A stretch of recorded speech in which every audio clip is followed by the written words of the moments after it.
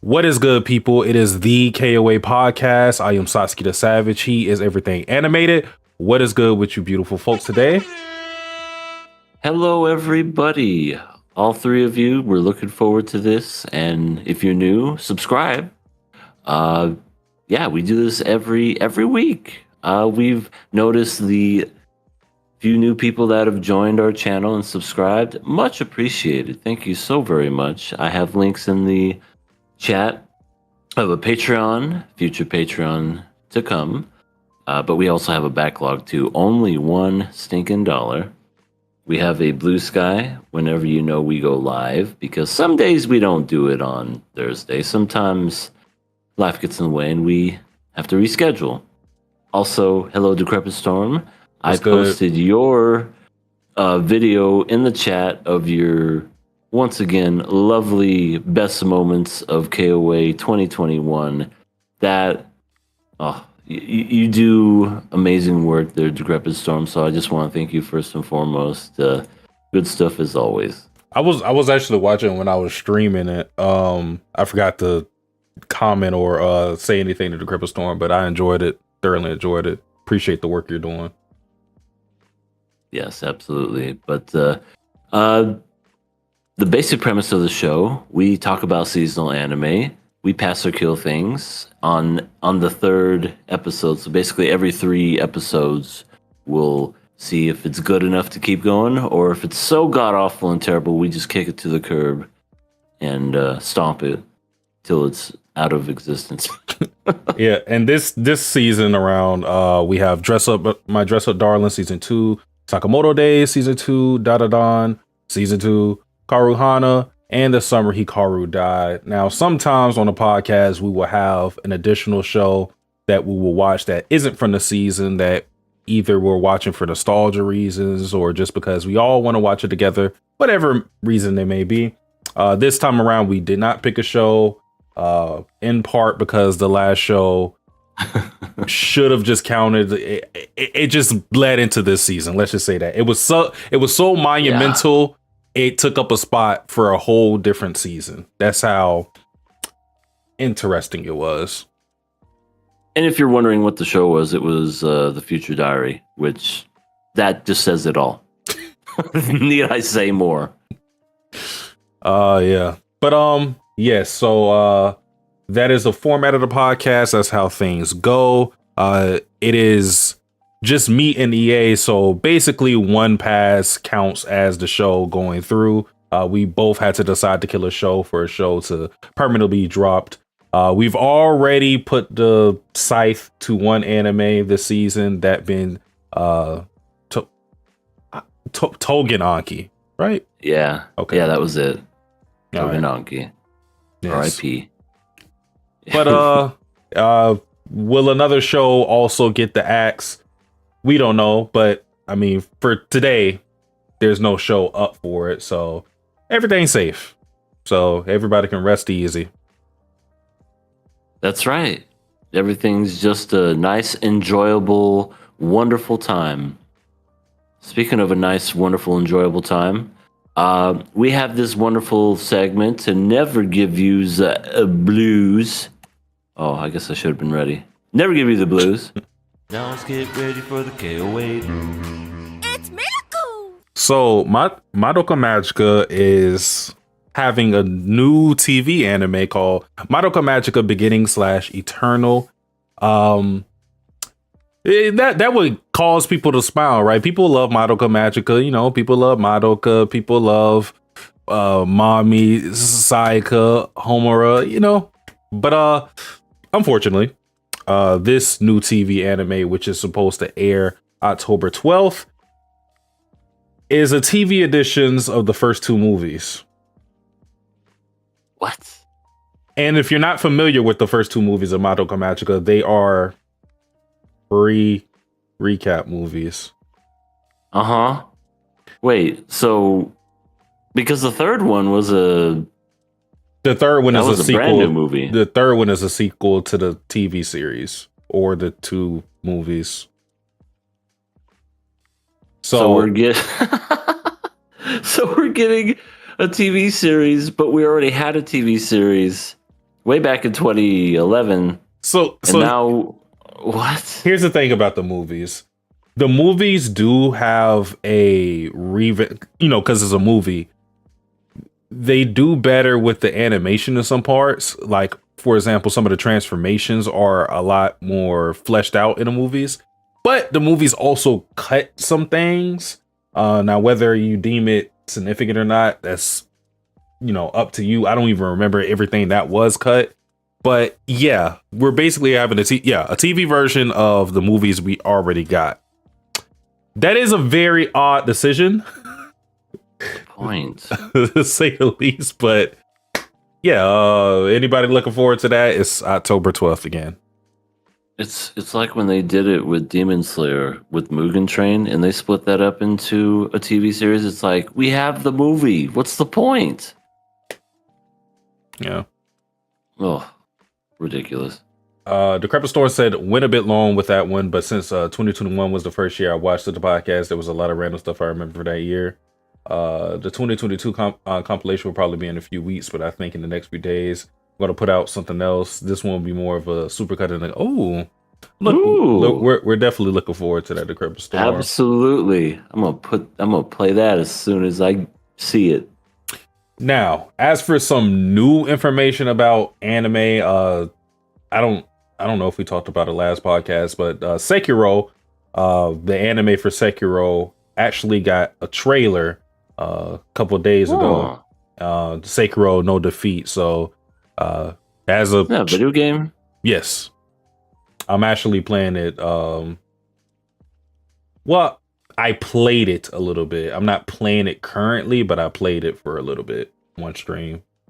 Sekiro, I think it's called Sekiro Shadows Die Twice or something like that. Yeah, that sounds right. It's one of those from Soft games, one of those Soul games. People deem it as like one of the best of that genre. Again, I haven't completed it for myself. I could definitely see already why people would think it's one of the best. I did have fun for the day that I played it. I will go back to it eventually, but I just got some other things I need to clear up first. But yeah, the trailer for that anime came out. I have not seen it myself, so I don't know how good, bad, mid it looks. But same. Anybody looking forward to that? That's coming. I think it'll do well. I think based on what I know from Sekiro, the little bit that I know, I think it does have anime potential. I don't think it's going to end up like Devil May Cry. I was going to say the Suicide Squad TV anime that they ended up doing. Oh, they did do that too, didn't they? Yeah. But yeah, they also butchered Devil May Cry by making Dante the side character and the girl the main character. Nothing wrong with that. It's just, why call it Devil May Cry at that point? It just really... And then they make Dante the weakest character, even though Dante is really badass in the video games and he's like part demon and all this other stuff. But yeah, sure, let's just turn him into a weakling. a catalyst for the girl character. Go for it. Cripple Store instead of recap of the recap. Yeah, but that's all the anime news I have, unless you have something to add to it, yeah. Not so much anime news, but it's definitely news that I thought was interesting. First and foremost, today's the day, 27 years ago, the release of the movie Blade. So happy anniversary, 27 years of Blade. A lot of people consider it the beginning of the Marvel Cinematic Universe. It saved Marvel! Pretty much. Even before it was even like the Marvel Cinematic Universe. Great movie, though. I think the second one's just a little bit better just because they had a bigger budget, but I love Blade. It's so good. Another one. This is for, I guess, like economy news. McDonald's is cutting combo meal prices. That's right. They're actually lowering combo meal prices. They're offering financial support to franchises who agree to drop prices. This comes after the CEO says prices are getting too damn high and people need to afford to eat. It goes into effect next month. So I'm curious, like, they didn't say how much they're cutting them, but I'm just like, how much are they going to cut them? Mm-hmm. Is it going to be, oh yeah, we're going to cut prices $1, something ridiculous like that? Or are they going to go and be like, you remember how it was in 2005? Well, here are those prices again, which that would be insane. But bring it back to dollar menu. Oh my God. They bring back the dollar menu. I feel like it'll do well. And I don't know, maybe if McDonald's does this, other places will follow suit and start doing stuff like that too.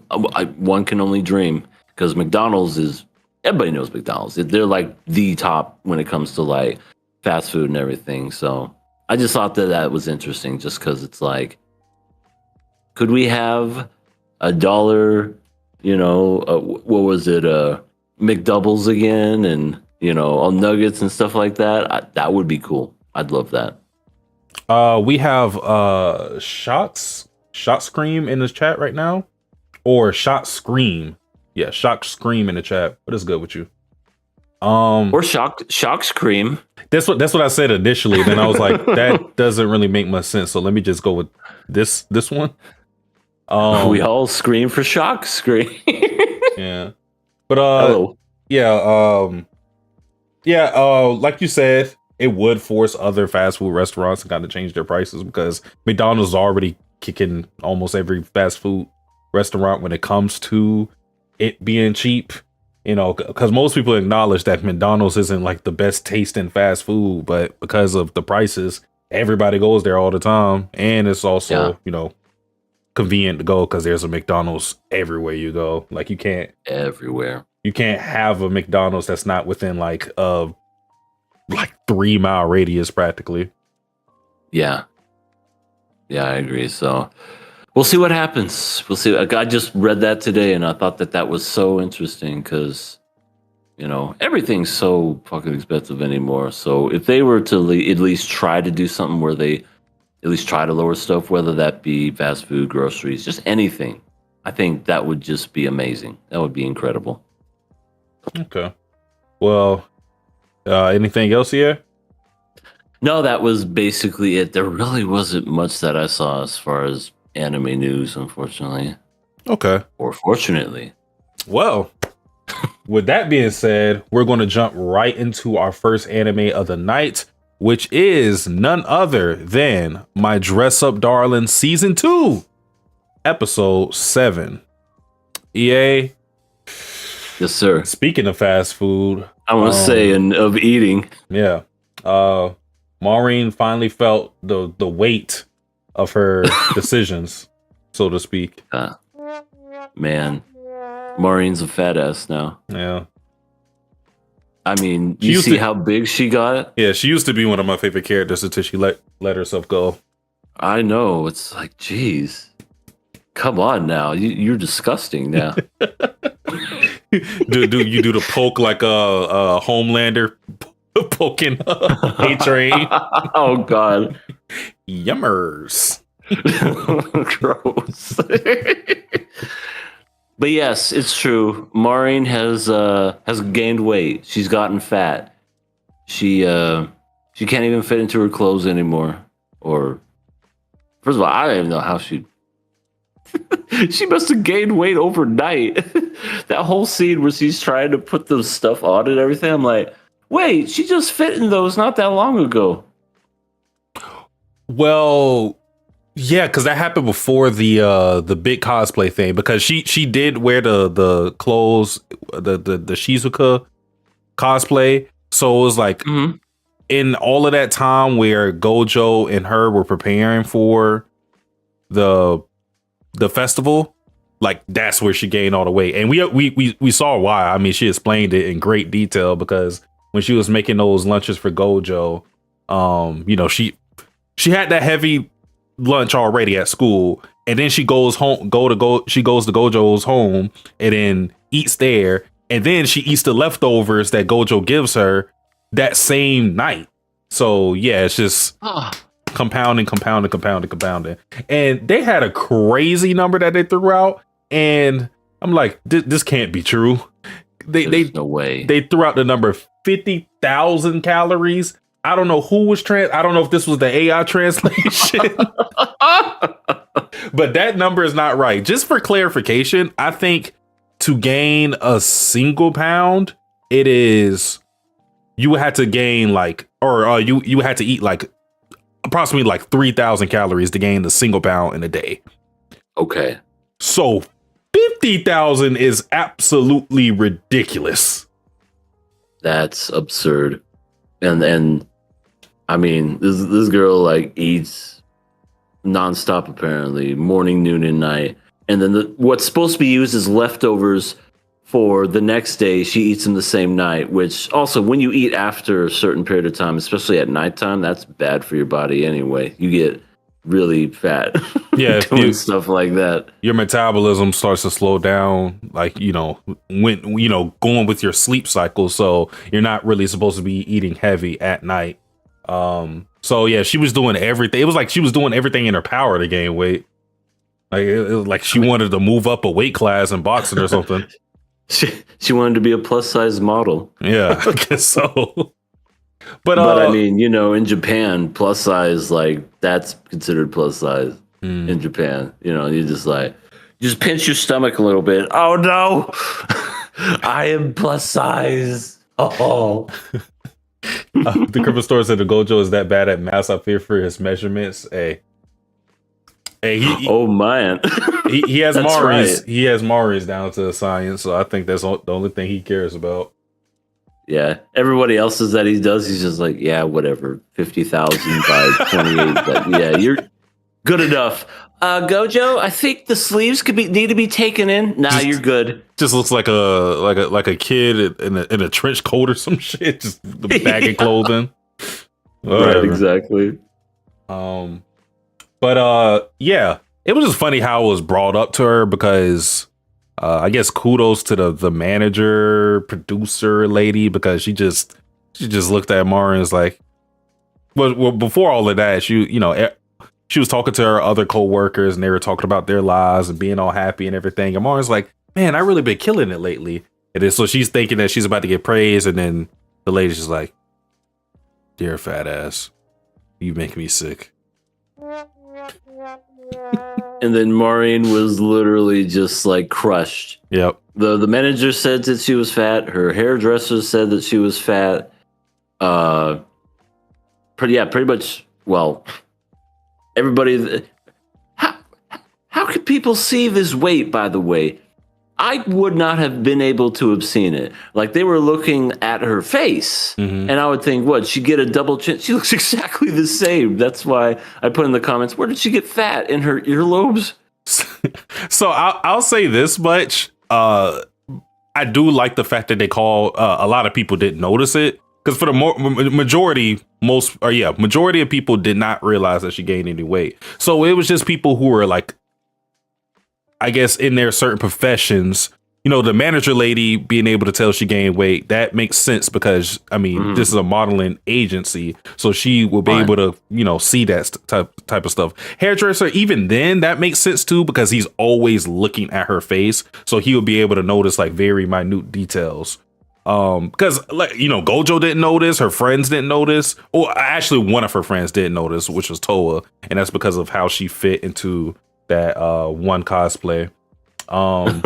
But yeah, you just got to be really looking at them, because as someone who has gained weight, lost weight, gained weight again, there have been times where I don't notice that I've gained weight, and it isn't until I don't fit into something true. I'm like, wait, what the? Like, what is going on here? It's very true. You don't even really notice until you start losing weight. Then you see old pictures of yourself, and you were like, God, my face was that big? What happened? So I guess you could say it's kind of like that too, where maybe she didn't notice, but yeah, I agree. The ones where that's their profession, of course they were to know it, but very ballsy of, well, the modeling agent or the manager, yeah, I get it. She it's her job to say, girl, you're getting fat, stop eating. But when it came to the hairdresser, pretty ballsy. Pretty ballsy. I mean, he has her hair by the hostage, so he's like, you don't come back. I'll chop this shit off. You would think that would be a profession where you would not want to piss them off. Like, oh, you look good. Am I getting fat? No, girl, no. You look great. You know what I mean? Tubby, am I right? Right. Leans over to a fellow coworker. This bitch. She's putting on she went up 2 dress sizes. We need to put her in a bigger chair. Yeah, we need the one with the wider range. Yeah, exactly. Oh my God. But besides that, I think the rest of the episode was pretty slight. I mean, this whole thing is a slice of life, but slice of life-ish in that not really much was happening. It was just Gojo and Maureen having fun with the new camera, the DSLR camera that Maureen ended up buying, which I thought it was funny, her reasoning for buying it, because it's called a Kiss M, and she spent like $800, less than $800 because of getting to USD. It was probably somewhere around like $500 or something like that. But yeah, she ended up buying a camera, and Gojo was like, okay, how did you decide to buy that? Because it's expensive. She had to save a lot for it. And then she was like, it's called Kiss M. And the M stands for Maureen. And then Gojo's like, what? What kind of logic? Yeah. It's the same people that go to buy cars because they love the color. Yeah, pretty much. You don't look into it deeply. It horrified him. I mean, it's funny. Gojo's always horrified by Maureen's decision making. Yeah, it's because she's such a free spirit. She always just impulses just everything, and he's very just meticulous about everything. Yeah. So that would terrify him. But yeah. I don't know if you noticed, but the actual DSLR camera said Canon. It wasn't Ganon. It wasn't Canon. And it wasn't some off-brand name so they didn't want to get copyrighted or sued. It was a legit Canon camera. I thought that was cool. I was like, oh, I wonder if they got sponsored for this anime, and that's why they were allowed to use it. Because it was the same... Because they do this in like not all shows, but I've noticed a good majority of animes. They'll, whack Donald's, or they'll do like something else to make it non-copyright, but you can tell, okay, good, this is an actual it's obviously a Canon, but they're calling it Ganon or Canon or something else like that. But no, it was a legit Canon emblem and logo and everything, and I was like, that's interesting. I wouldn't be surprised if they had some type of collaboration, considering this anime is focused on cosplay and pictures. It's the perfect brand for a show like My Dress Up Darling to have a collaboration with. The Decrepit Storm said 80,000 yen, which is 538 and 96 cents apparently. Okay. With some tax, you probably spend over $550 for a camera. That's pretty good for a DSLR, to be honest. Yeah. You thought it was M for Maureen, but it was actually W for Wumbo. You set it to M for Mini, when it should be W for Wombo. Patrick, I don't think that's how that works. You Wumbo. Ishimi, Wombo. It's basic math, SpongeBob. But yeah, Gojo's having fun taking the pictures, and Maureen's having fun posing. Because she can't cosplay because she's such a ogre. She decides to change up her look for winter. She changes her hair up. She buys the loose socks. She was super excited about that, and just takes pictures. Gojo's having fun, and does the whole flirty kiss thing, which flutters him a lot. Yeah, he gonna be using those pictures for later. Mari, can you send that? Can I borrow this SD card? Thank you. I promise I'll give it right back tomorrow. Sure, because it just a beeline straight for his house. Puts it in. Copy. Never see him again. Damn. Just next time you see him, it's just like that one time you see Quagmire who discovered porn for the first time. He just one skinny arm. He turns around. He's fucking jacked. I know, that was the funniest shit in the world. It's like, hi Quagmire, what you been doing? I've looking at that whole internet thing. Yeah. And then I love it. Just turns and it's just like some giant ripped ass Hulk sized arm. That's great. Yeah, it's gonna be Gojo. So the one thing that happened at the end was Gojo was talking about because Maureen's talking about how excited she was for the next cosplay event and everything. But Gojo said he was going to participate as well. And Maureen, of course, is like, "Are you cosplaying?" And Gojo's like, "No, I've been interested in prop making."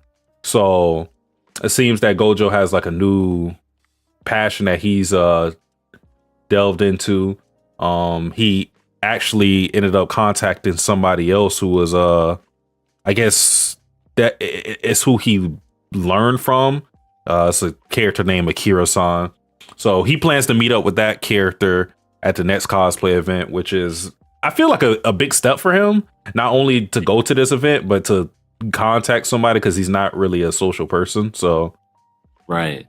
Mm-hmm. Yeah, he's going to reach out to this person, and I feel like the next episode is going to be just learning a lot about how to make props, and I'm assuming, of course, it's going to have something to do with Marin's next cosplay that he's going to make for her, or whatever it shall be. So, yeah, more information for the cosplay geeks for sure, or in this case, weapon making, or whatever. Covering all our bases, but yeah, that was pretty much the entire episode. It wasn't that pretty much. Yeah, it wasn't too dense. It was very lighthearted. So, Yep. So nice sponsor for Canon. Yep. Moving on, the next show that we're talking about is none other than Sakamoto Days, episode 17. Wow. First and foremost, I do not want to be a pilot for this for this plane. Are these all bulletproof? The fuck? I know that's jumping way ahead, but I just wanted to get that out there because I was literally just like, that's an interesting first step to being a student. But let's start from the very beginning. Cleanup crews here again, and the remaining members of JAR are just like, God damn, I wish I was dead. I wish I was one of the people that died so I don't have to clean up this shit. Yep. They taking a big hit. There are a lot of people pulling out as far as them wanting assassinations from Jaw. So they've took a significant beating from Slur and Gaku. Speaking of Gaku, lucky son of a bitch got his arm back because Kashima sewed his arm back together. I'm like, oh, gotta keep that on ice. Thank God he found his arm in time. He had enough time to pick it up and take it with him as they were escaping. Yep. Hey, Sheesh. you know, like they gotta throw in you won't be able to feel it right now, just so it feels like there was an actual consequence from the fighting. Like it's Right. like it's like the arbitrary consequences. Like he's gonna be fine fighting next time, and it's not gonna bother him. Right. He's he's definitely not going to be phased at all. But I'm going to bring up a Dave Chappelle joke, but he's definitely going to know what it feels like to give himself a stranger. Oh my god. Literally numb hands. For those that don't know, look up that joke. Little John giving himself a stranger. You'll know and thank me later. That was also a joke on Family Guy too, if I'm not mistaken.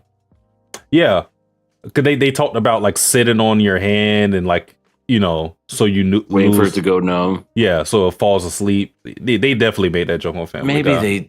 Yeah, I felt like I first heard it on the Dave Chappelle show though, but they probably did do it on Family Guy as well. I wouldn't be surprised. But anyways, Gaku's back adorable because of the sewing skills of Kashima, because he could sew himself back together. Dude was in a million pieces and he was just brought back to. The only way to actually kill him is to literally take his body parts and just put them to all different parts of the world. Yeah, he's like I think, Majin Buu or something. I think if you find a way to like, if you just, because I wouldn't even say city or even the country, I would say the world, because he would find a way to like, his arm would be like clawing his way back to his body, or his leg would be hopping, just something like that. Yeah. Oh my goodness. Also, a thing that happened before that moment was Shishiba talking about wanting to get the entirety of the order together, which more people. Yeah, so that means that we haven't even seen all of the members of the order. There's some other guys out there or gals that we have yet to see. Who those people are, we don't know, but yeah, there's other order members.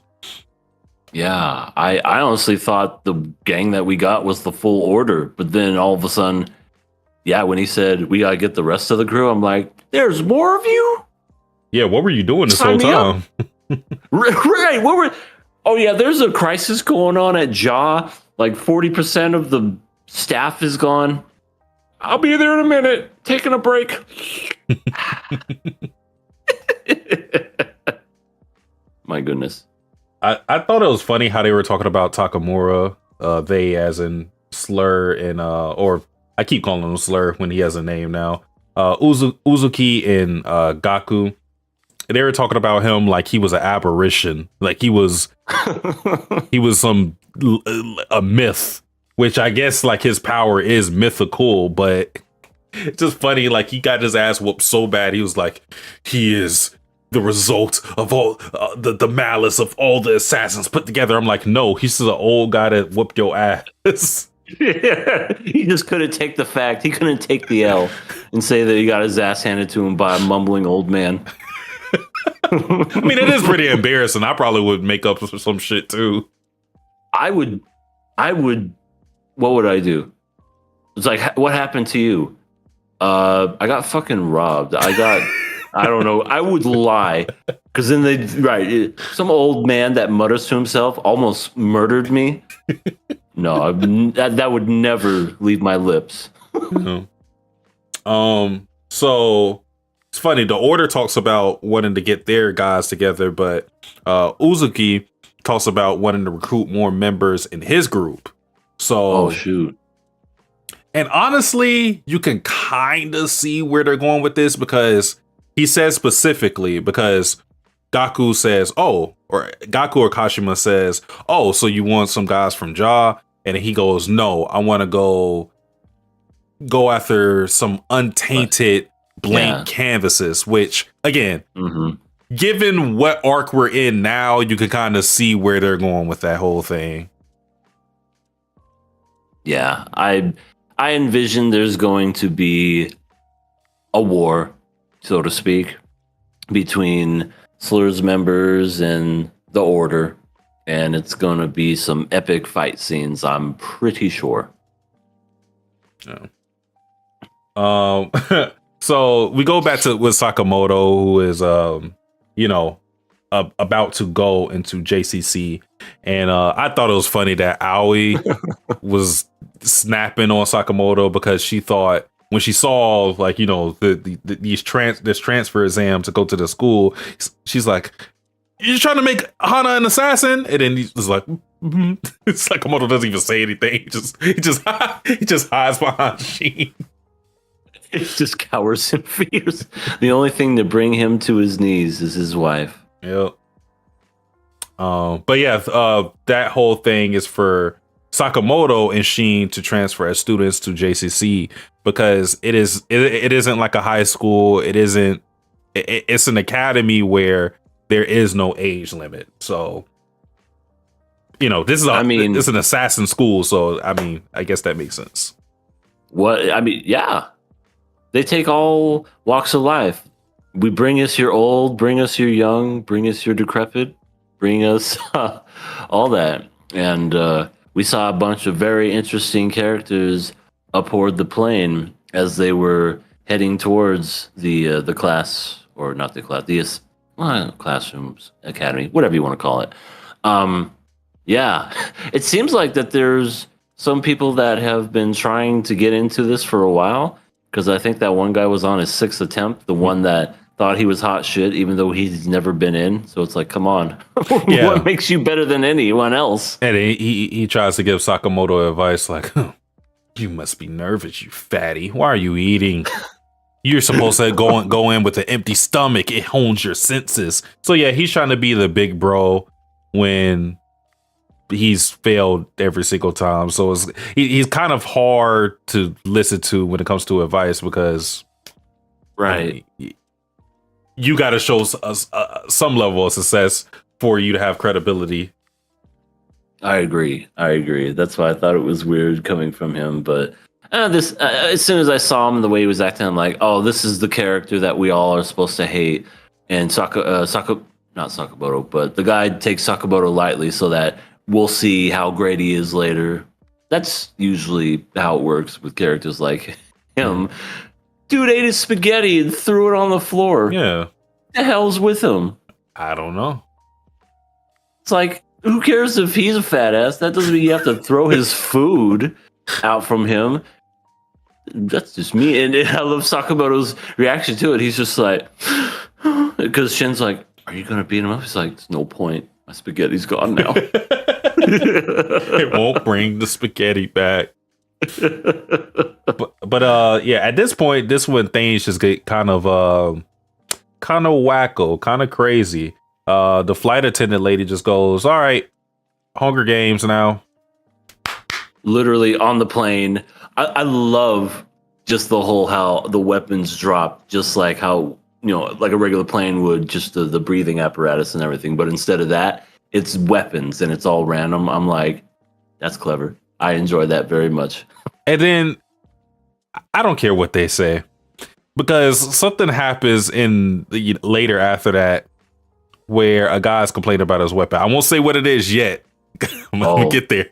But we have a whole bunch of weapons. We see machine guns, we see pistols, we see assault rifles, we see all these weird different weapons, all right? Knives, all different shit. Why the hell are two of the weapons that we see a pin and a spatula? Because the lady goes like, oh, and she demonstrated it because she slapped the shit out of the guy with it. But she was like, a true assassin will be able to use any weapon. And I'm like, okay, sure. But in what world does a spatula beat a knife or a gun? Right. I would say in any other world, yes. But in this particular world, there's a better chance of a spatula beating out a gun. You know what I mean? I mean, I guess so. Just in this world. Not in real life, because in real life, you try to stop a bullet with a spatula, you're dead. I don't care how quick you are. But in this particular world, in Sakamoto days, yeah, I my money's on the spatula. Go spatula, go. Wait, But I, they give Sakamoto a pin, which I mean, I guess is lucky for everybody else that Sakamoto got the worst weapon ever, because realistically, what is somebody who's not as strong as Sakamoto supposed to do with the pin? I mean, unless the mangaka is just a huge fan of John Wick and that line of "I saw him kill a man with a fucking pencil," I'm guessing that's maybe attributed to that too. I'll say this too, just a little complaint about how this whole thing is supposed to go. With assassins, you don't need to kill people with these weapons, right? So I don't know how much a scenario like this would prove your assassination skills. I guess they want you to be good in every category, and one of the categories would be handling weapons like this, knives, guns, and everything. But I'm thinking, like, there could be like a seductress type of assassin where she poisons you or something like that. Something like, right. You would think that they would give a little more leeway and freedom to how they kill, because I mean, you can kill people many different ways. So For sure. it is weird that they went with this, but I mean, I guess. I mean, this whole show is weird, so it's like I can't complain too much. Yeah. Let's just give it the wacky feeling. I mean, I agree. It's crazy, but yeah, I agree. If he had that fucking giant ass machine gun that the blue haired girl did, everybody would be dead. Just mowing them, everybody dead. But that's the thing too, because if they gave Sakamoto that, like, he wouldn't use it because he's not out to kill anybody. Very true. That is right. I guess if he had that killer instinct, everybody would be dead. Yeah. It's needless to say. Speaking of blue hair girl, is this your character you were talking about? The one that you really like? Do you want me to tell you, or do you want me to? Yes, I want you to tell me. No, it's not her. Damn. It's not her.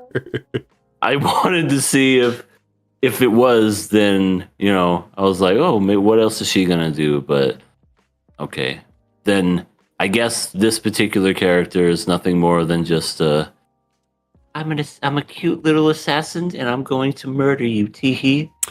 Well, I mean, there's nothing wrong with her. It's just that the character that I like is like one of my favorites. So okay, I feel like you'll know. You think I'll know? You'll know. Like, I'll see, like, when I see her, because I know it's her. When I see her, I'll be like, that's Satsuki's girl right there. I feel that you'll see. Okay. But yeah, the whole object was to get a bullet from the hidden examiners. Oh no, I had an urge to sneeze, but it went away. They were supposed to find, these bullet necklace things that these hidden examiners were wearing. So people just go around killing everybody, checking bodies and whatnot. In the midst of all the chaos, we see one character who stands out, which is this 14-year-old boy who actually gets named, which is Saba. And he has Saba. And he has a couple interesting things about him. First and foremost, he's a germaphobe. So he has the mask on. He has his I don't even know what's in that bottle, but he just, let's just say hand sanitizer, whatever the fuck, just always on him. Yeah, always on him at all times, just in case he gets dirty. And he is giving Shin the beats to begin with. Calling him an old man too.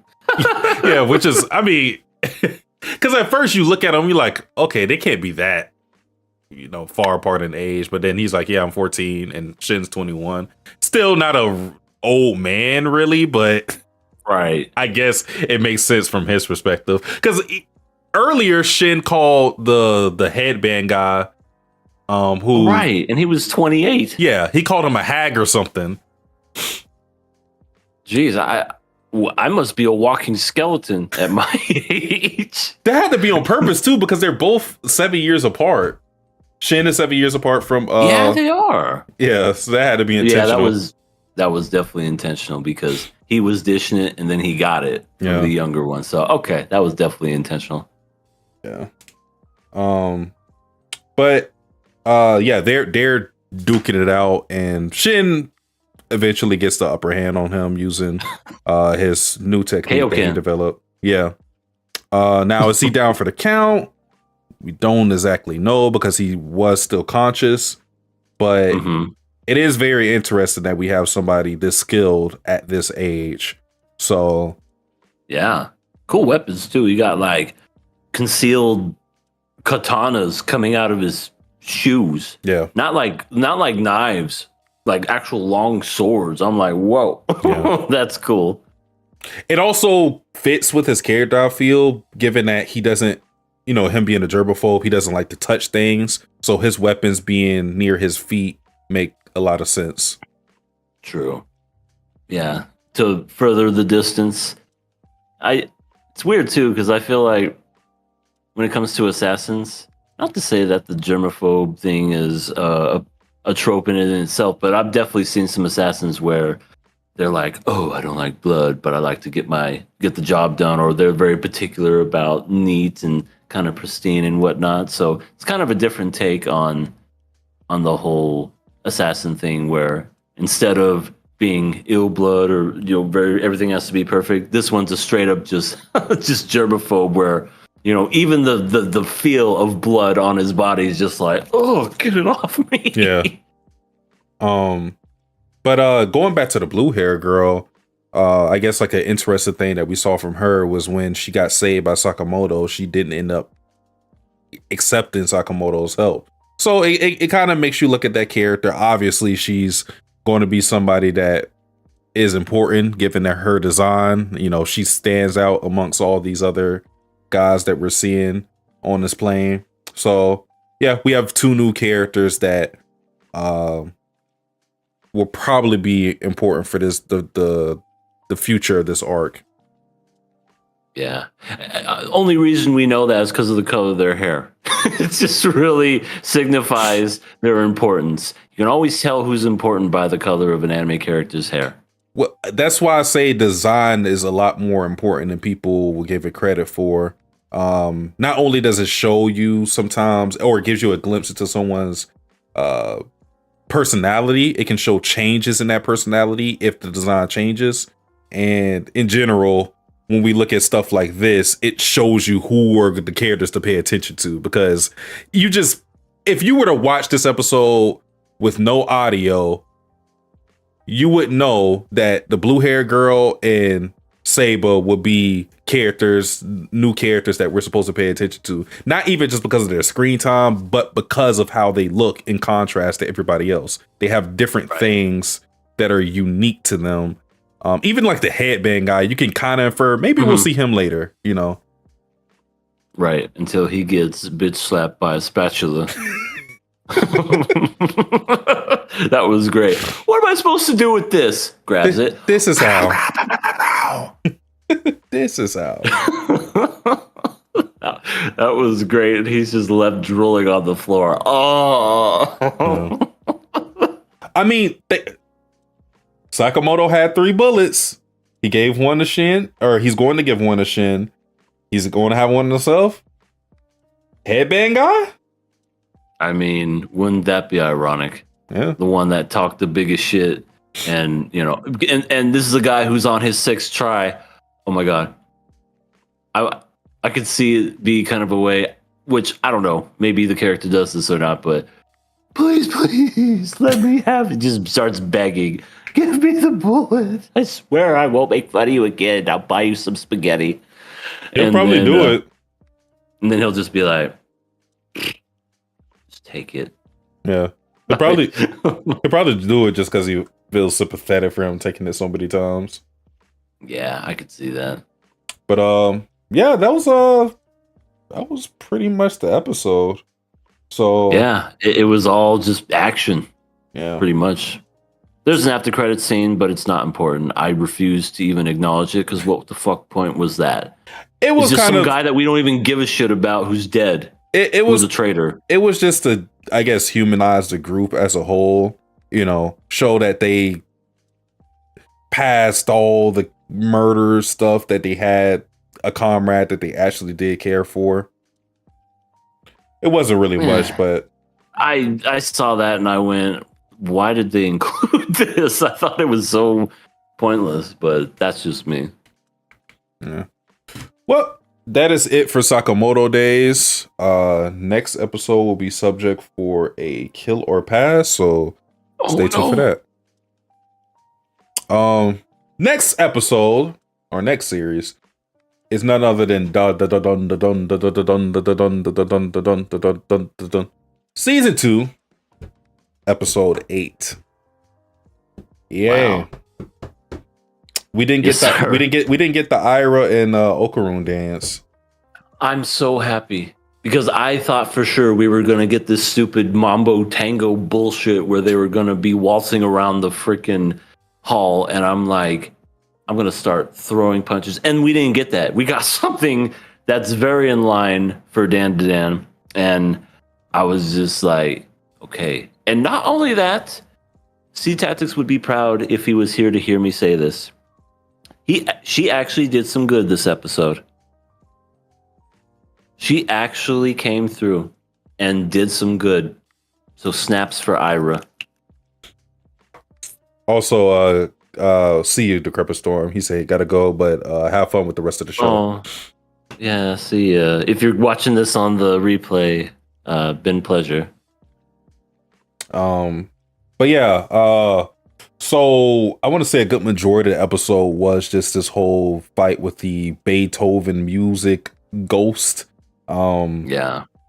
Turbo Granny instigates, and because she wants to get them stronger, so she figures this whole music she already knows about these guys, so she figures this will be a good way for them to, or for Okarun specifically, to get more adept with using the speed in a way where he's utilizing every movement, five movements per beat, something like that.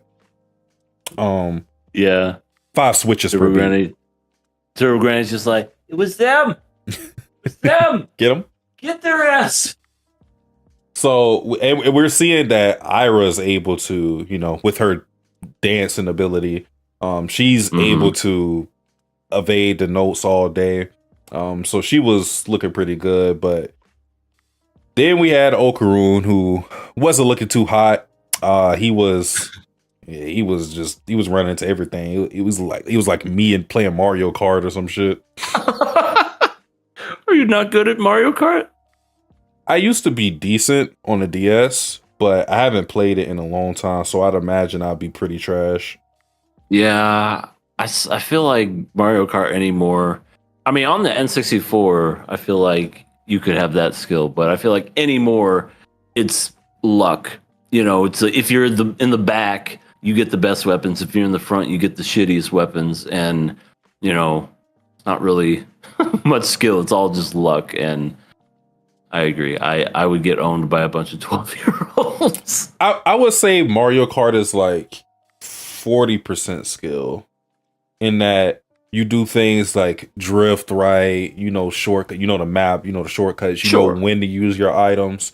But yeah, a lot of it is luck based, because I mean, you could be in first the whole time and get hit with a red shell by the person in second, and then the red shell by the person in third, and then you're out. Yeah. You'll never get those lovely weapons whenever you're in first. You'll always get like a banana or a coin. You'll never get a red shell. You never get a star or mushrooms. Yeah. Ugh. Ridiculous. But yeah. Oh, I noticed when it comes to Ira and she's in her, what would you call that? Whenever they transform like that, in their ghost form, spirit form. I guess you could just say the silky form. I don't know. Okay. When she's in her silky form, she actually calls Okarun by his name. Mm-hmm. She was calling him Takamura. Yeah. Or yeah. And because that's, and I'm like, oh yeah, that's his actual name. It's not really Okarun because, Momo gets weird when she says his actual name. Yeah. They both get into like the different personas because Okarun gets him into the Takamura persona where he's like, talking more like cool and so fucking cool and depressed. Yeah, more like laid back, that type of thing. And then with Ira, it seems like she seems like a little more mature, like with her voice as well. Mm-hmm. Yeah, I think so too. She's not doing the whole like yelling thing that she always does. Or yeah, or getting hit with tubs. Yeah, but some really great animation. Like a bunch of weird shit was happening with Beethoven and all the famous composers and musicians. I couldn't tell you a single fucking one of their names. I just know that they're classical musicians. Only one I know is Beethoven, just because, come on, Ludwig von Beethoven, the most unique and craziest looking one out of them all. Mm-hmm. And I like how they were actually playing his music. Like Symphony in his 9th, which was at the end. Like, those are all the actual songs, but it's just, who are you going to sue for copyright? Those are royalty free at this point. Yeah, it's so funny. I've heard Beethoven be used as a weapon in anime maybe on 3 different occasions. I've heard it here, and the more recent one I heard it was in Kill La Kill. They play his oh yeah. I think what is it, the 24th Symphony? It's the well, he's only ever had 9th. His 9th was his last one that he ever made. Wait. This one was, which one did they play in this one? Oh, they played 6 and 9. I know that because they did 6 at the beginning, but then at the end where all that crazy shit was happening with the giants falling, people falling out of their mouth and everything, that was the 9th, which is it's basically his last. It's his magnus opus. It's his 9th. It had to be the 7th then. Let me see. I know which one you're talking about. The yeah. Yeah, that is Beethoven. I can't remember which one. Maybe the 5th? I think it's probably the 5th. Hold on. But I don't know. No, we're looking this up. Hold on. Yeah, we're going to do this now. But yes, Beethoven, a classical genius. A man who was going deaf in his old age too. Couldn't even hear his own music when he was playing it. That's some skill right there. You're right, 5th. I don't know why I ever know that. Maybe because this is the 5th. This is the 5th. I don't know. That's how I always remembered it. Yeah, it's the 5th. But yeah, he's only and think about that. His music's still played today, and he only made 9 symphonies. It's crazy. Visionary. Yeah, visionary for sure. Definitely German. But the singing. Oh, okay. As soon as I said it, the singing was German. Loved it because I speak German. Oh, that's cool. That's cool. Shock scream. But yeah, it sounded German. Mm-hmm. And I'm pretty sure Beethoven is German too, with that name, Ludwig von Beethoven. The one cool part that was like really badass in the scene was when Okarun was trying to find that rhythm and everything. Mm-hmm. He harkened back to the 80s hair metal band, and then they started playing it again. And any opportunity to play that song in Dandadan, I'm all for it because I love that song. It's great. So they played it again, and he got at least one of them and took them out. Yeah. So yeah, he goes back to the Hayase music because he doesn't have a reference to go from because he doesn't really listen to music, which is crazy to me. I understand like not being a music aficionado. I guess it's just really weird for me because I listen to music so much, so much and everything that I do that I can't really comprehend someone not listen to music. But yeah, he's like, I like that song and that moved me. So let me go to the tempo of this song, which helps him with his movements and him being able to attack without getting blown to bits. And it was a good contrast too, just with the stylistic clash of classical music versus like a metal band, so like that whole thing, because I think Beethoven was like, when it was happening, he was like, what the fuck is this garbage? What is this music? Yeah. The Beethoven in the episode also had a slight German accent. Oh, that's cool. That's cool. Yeah, but Ira was really, even though Okarun ended up ultimately getting them the victory, Ira was like the arguably more important because she created the pathway. Yeah, for Okarun to get there in the first place, because when they were getting crowded and almost suffocated by that big crowd, she ends up just Spider-Man-ing her way up to the giants and just basically just trolling them the entire time, because she covers their eyes with her hair, and as one is attacking her, she just moves onto their hand or something, and them being so big, they can't stop their momentum, and they end up just beating each other's ass for the most part. Yeah, it almost kind of reminded me of like an old school like cartoon where they're just trying to kill the bug, or I don't know, just trying to get something, and they just turn it into the Three Stooges montage where they just keep hitting each other, and they're like, "Damn it, stop hitting me!" That was cool. She was moving like Kratos in the old God of Wars. Whenever he would fight big monsters, and then he's just using the chains, Blades of Chaos. Yeah, and just moving through. Yeah, God, I love those games. I love the color palettes used in this particular scene too, because everything was gray and boring. Then you had the contrasting colors of like with her pink hair, just suffocating the giants, and because everything else they were like white and gray and just not even like black. It was just like deep saturations of gray. Yeah, and whatnot. The only color you would get with them were their eyes. Yeah, for sure. But yeah, I agree that one's just on the ground, just trying to sing. It's just like, you've done enough, buddy. Just stop singing. You're dead. Yeah. But go ahead. I was gonna say, I must finish this song, and he's just singing it. No, you've done enough. Just close your eyes. Okarun is able to perform the 5 switches per beat. He's able to beat them in one burst of his big turbo boost. So that that was part of what he was training for in the first place, was to get those extra movements in. So he's just not moving like super linear, he's able to connect with a whole bunch of different attacks in one motion. So that was the big thing that he learned with that fight. And they ended up fighting the ghost again off screen because Turbo Granny's an idiot.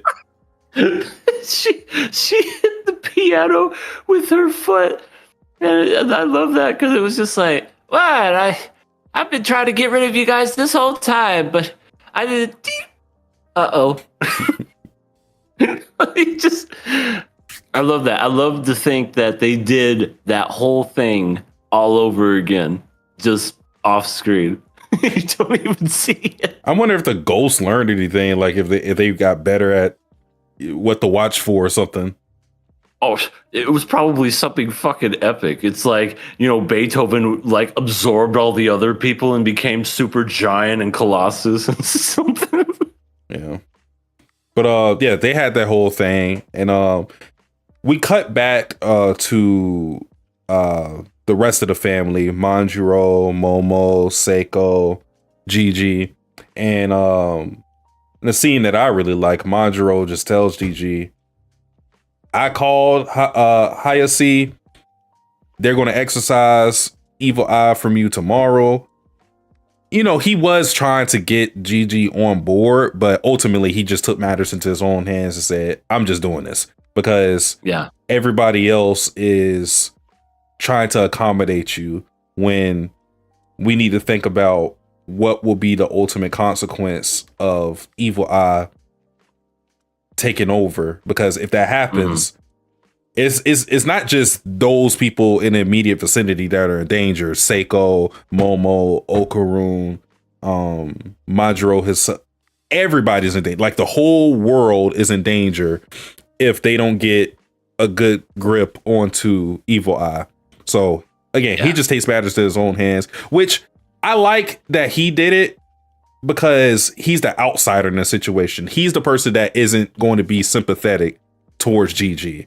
So I think it makes like this position just makes a lot of sense for Manjiro because he's looking at it in a more pragmatic way.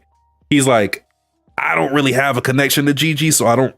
It's not that he doesn't care how he feels because he did try to talk to him about it, but at the same time, he's not going to be as sympathetic or empathetic as Seiko or Momo, who want to respect Gigi's efforts in trying to control this.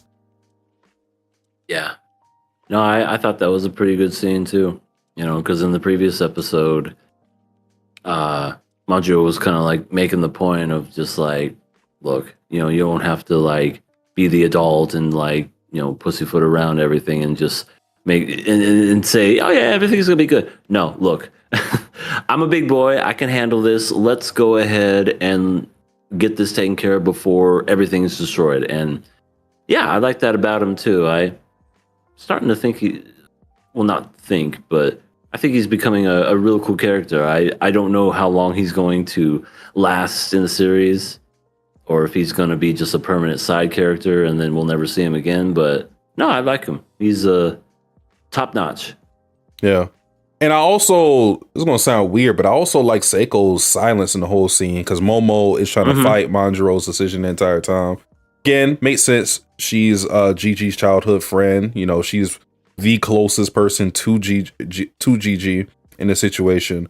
But Seiko, we already saw from the previous episode, didn't know what to do. She understood where Manjiro was coming from, and in some instance, would agree with him. But she also is looking at it from a perspective of a parent who wants their child to be able to do what they want to do. So it was those sides at odds in herself that were fighting, and she just doesn't say anything the entire time. Yeah. No, I thought that was very well done. And just how the whole scene's just showing the back of Gigi's head, and all you can hear were just the voices of conflict of, well, what about this? Oh, don't you have anything to say about this, Grandma? Oh, please get this. And you could just tell, like, it's really affecting Gigi and how it's essentially where he's becoming a burden, because I know he wants to, not protect, but like save Evil Eye and do the whole playing with Evil Eye and whatnot. But at the same time, he doesn't want to kill his friends. He doesn't want to kill his family. He doesn't want to hurt anybody. So that's definitely got to weigh heavy. And before he could even like collect his thoughts, you just hear from outside Okarun going, JJ, get your ass out here. Yeah. And we get kind of like the badass Okarun. Like, not his form, but actually Okarun himself. Yeah. Like with that confidence and that fire in his soul, just like, I want you to transform and I want to beat Evil Eye's ass. Yeah. It was a really cool scene too, in that Okarun ends up saying that Seiko and Momo's decision to want to make Evil Eye family is something that he deems crazy, something that he can't really comprehend, but he ends up calling it a cool decision because, or he says badass specifically, because in his eyes, that is for them to have the resolve to do something as tough as that. Because yes, while killing Evil Eye is the more logical decision, is more pragmatic, it makes sense. It is the easiest thing to do in the situation. It's hard to try to make this evil entity one of your family or try to control him or anything of the sort. That's the hard part about it. And Okarun respects that decision. So he takes it upon himself to go, okay, if you guys want to make that decision, what I'm going to do, because Gigi's trying to get stronger, Momo's also trying to get stronger, what I should do is also get stronger, but I can't do what you guys do. So I'll just be the fall safe. If he gets out of line, I'll be able to beat his ass so I can mitigate any damage that he does, which, yeah. So he ends up just calling out Evil Eye and getting Ira to pour the cold water onto Gigi so he could just confront Evil Eye and let him know what's what. Yeah.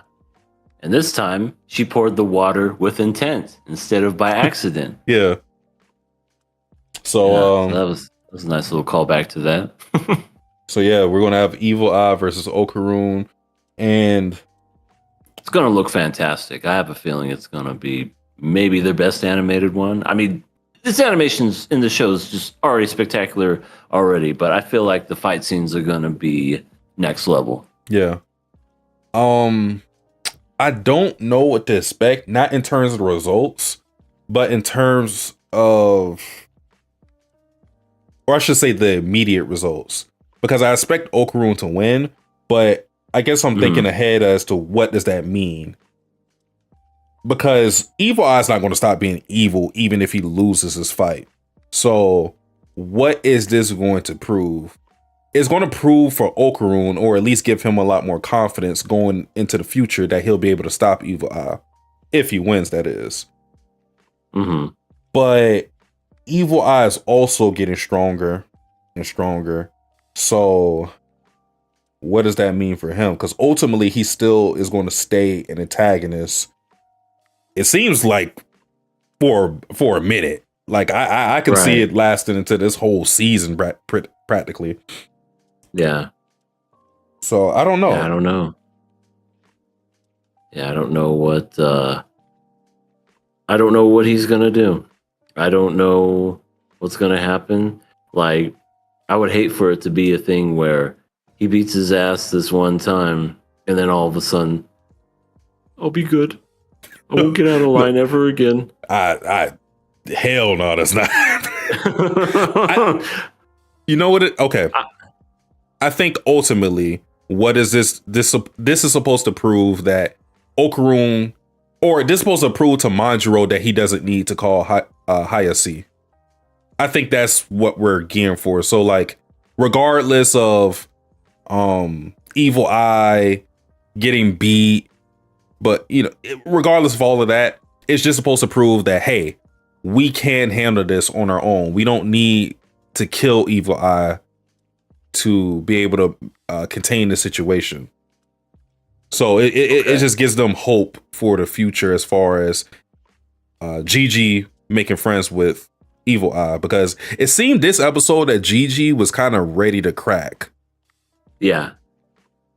Yeah, he was at the tipping point probably. I'm sure he didn't say anything, but I'm sure in his mind he was like, maybe this is for the best. Just go ahead, bring them over, exercise me, and be done with it.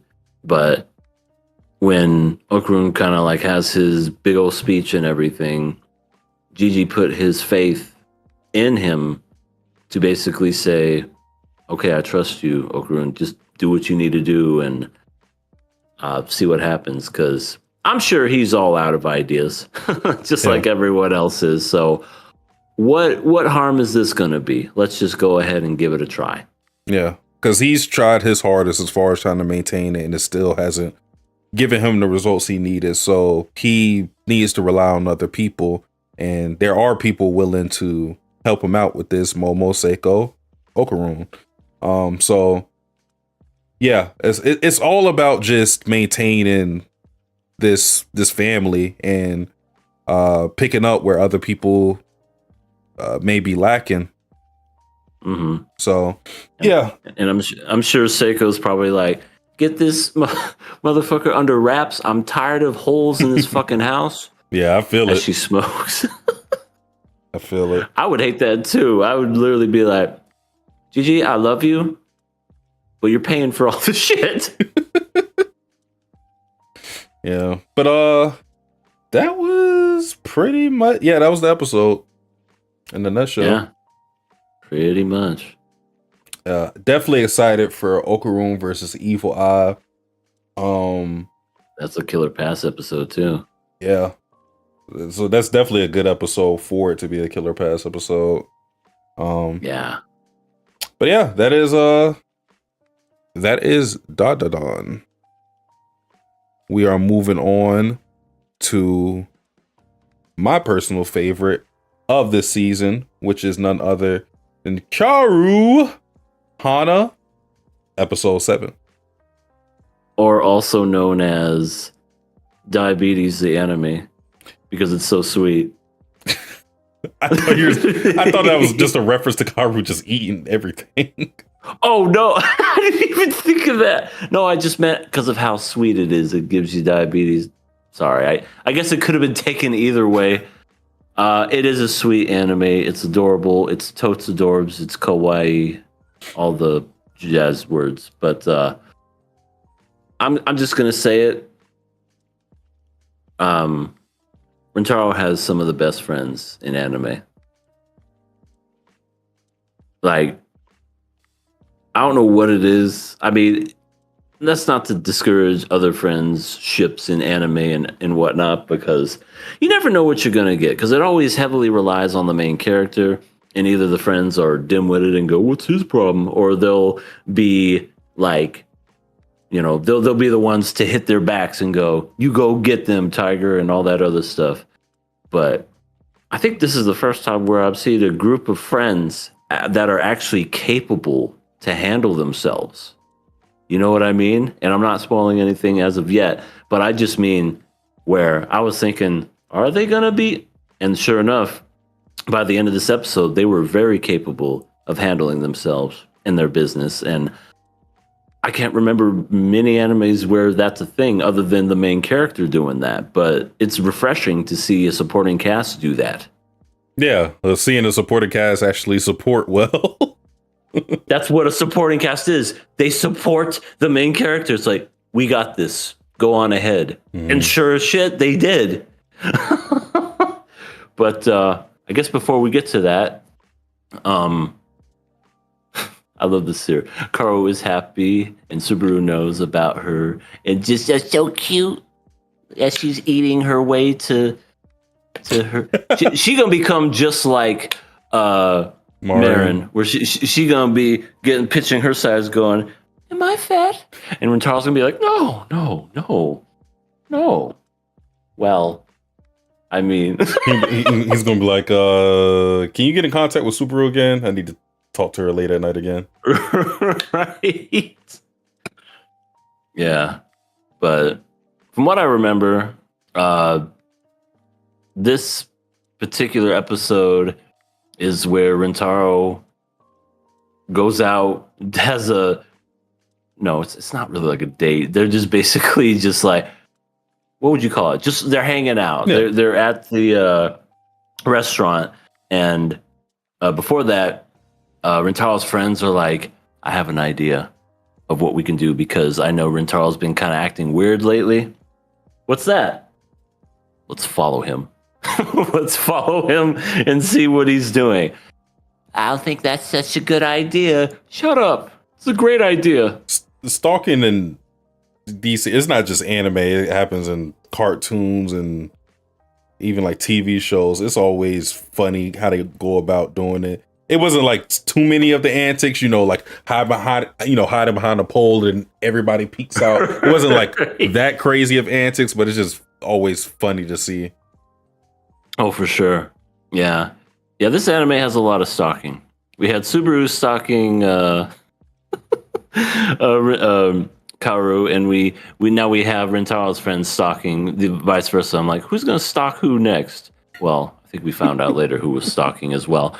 But yeah, the friends go ahead and they stalk. They're at a restaurant. They're like in a booth that's kind of like on the other side, kind of diagonal. Yeah. So they're just like listening to the conversation. And wouldn't you know it, Rintaro is such a nice guy where he's just basically saying, Subaru, Kaoru, I want to break the news to my friends that we're friends. And I think that you guys should be friends too. Yeah. What do you say? Yeah. He wants to come clean to them because he's been skirting around the whole thing that's been going on with him and the Kikyo girls.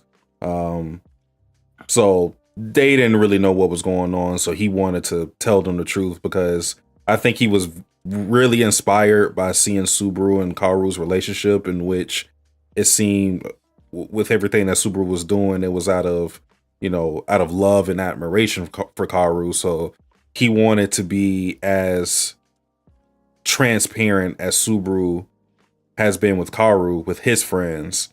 So, he wants to come clean to them, but with their consent, because he understands the ramifications of those guys knowing something, because they don't know them. Like Rintaro knows that his friends are good people, but they don't know that. So yeah, they, with the friction between between Kikyo and Chidori, it's kind of like a slippery slope. But Kaoru ends up trusting Rintaro, and by extension trusting the people that Rintaro trusts in, and because Subaru trusts in Kaoru, she's like, I'm on board with it. Everybody trusts each other, and Kaoru even suggests that they end up being friends with Rintaro's friend group, which Subaru is kind of like, especially the one that said all those mean things to her. Yeah, and then that's jumping ahead. I won't say that yet, but okay.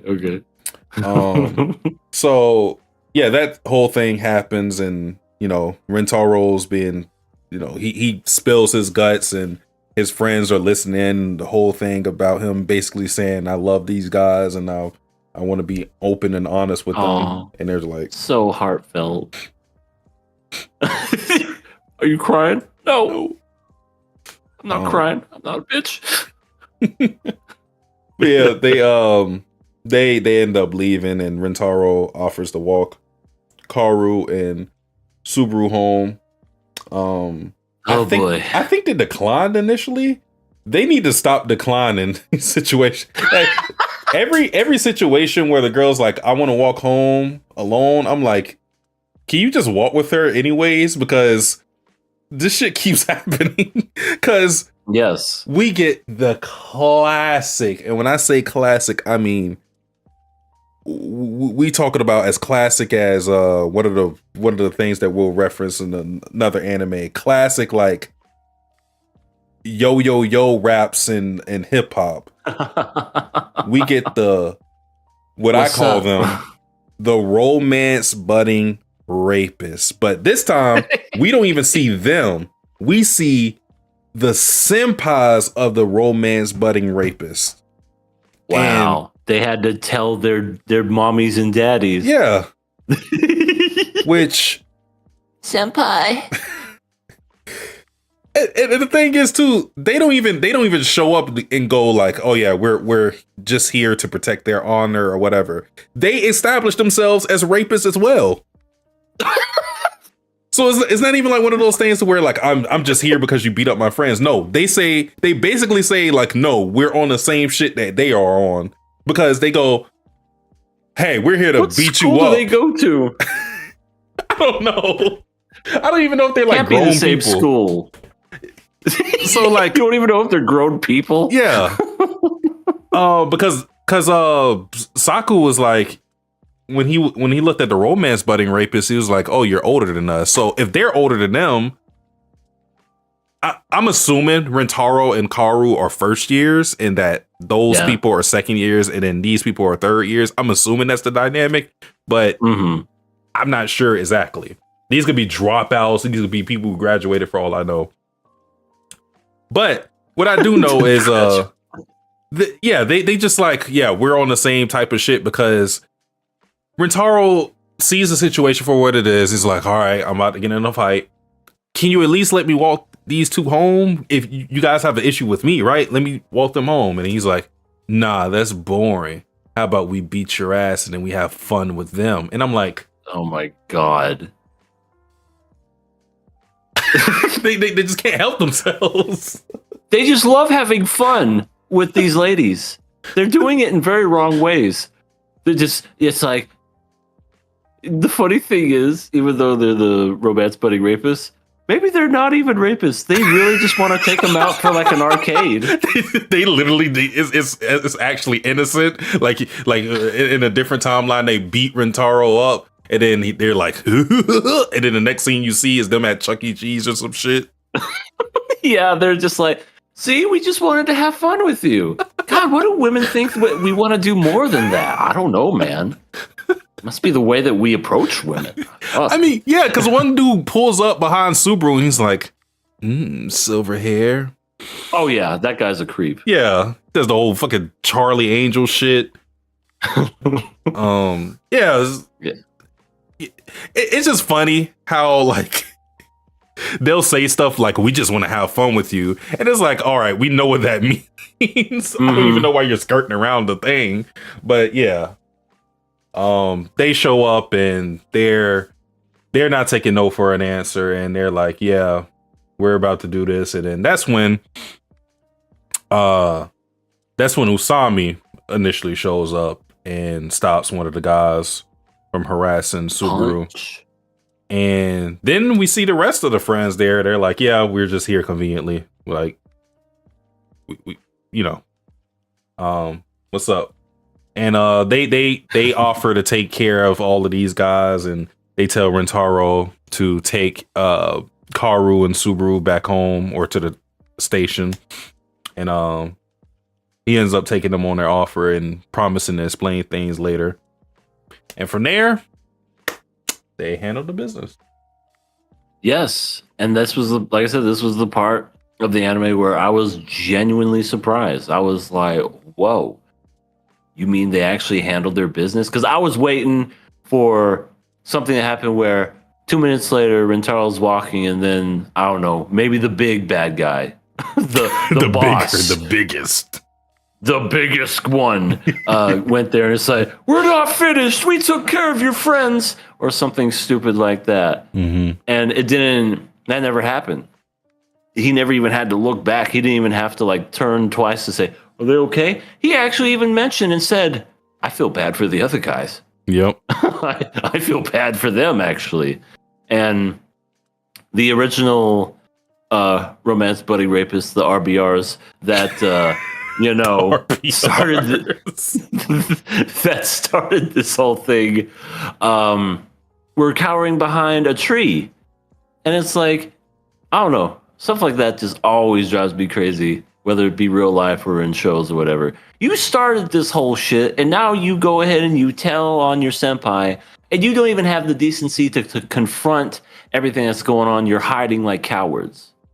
Oh, and I'm glad they got theirs. And it's crazy, too, because how the whole thing started was that punch that they were... Because they started bragging about hurting Rentaro. Right. And I was like, the punch that y'all threw wasn't even meant for Rentaro. You tried to punch Kaoru. And then Rentaro shows up and it like just does that. And then y'all ran after that. He didn't even... I don't think he threw a punch. No. And that was the thing, too, that not only are they cowards, they're liars, too. They lied and said that they got their asses whooped by Rentaro. You should have seen him. He grabbed me like this and he started choking me. Yeah, I guarantee you it was a big song and dance. Yeah. And then they, and this is part of them beating Rentaro's insecurities because what the head rapist guy is like, you look like the type to beat someone up viciously. And I'm like, what? You have like the same blonde hair and piercings as him. So like, what are you saying? Right. I was waiting for him to say, "We're not so different, you and I." You and That old trope. But that never happened. He was just like, "You look like a fucking piece of shit. Look who's talking." You look in the mirror. You look exactly the same. and then you're trying to pick up two girls who, again, we don't know how old these guys are. They could be 2 years apart from these girls, but still, they're two. You're trying to force two younger girls into having fun with you. I think that's a way more egregious than schoolboy defending himself and maybe beating your ass or allegedly beating your ass. Mm-hmm. Yeah. Yeah, it's definitely very tropey, except for the supporting cast actually whooping on the ass and taking care of business. That was the part that I really liked. And it was only one of them that fought. True that. It wasn't even all of them, even though Usami came in and interjected a little bit. But yeah, what was it? Saku? It was Yorita. No, Yorita. He's a feisty little guy that if you say the wrong things, he just goes crazy and goes apeshit and starts pounding people. Yeah. Because how many people were there? Like 7? I think so. And he beat them all. Yeah. It's just funny. They had to make the one that looked like the nicest one. Yeah, he looks the least assuming, you know. He has the bowl cut, you know what I mean? He doesn't look like he's violent at all. Because you would think, given their appearances, with the exception of Rentaro, you would expect like Usami to be the one, especially with his personality. Sure. But in actuality, it's Yorita whenever he's pissed off that is like really vicious. Yeah. And they said that he doesn't like to fight. He's a pacifist, but he knows how to fight. Mm-hmm.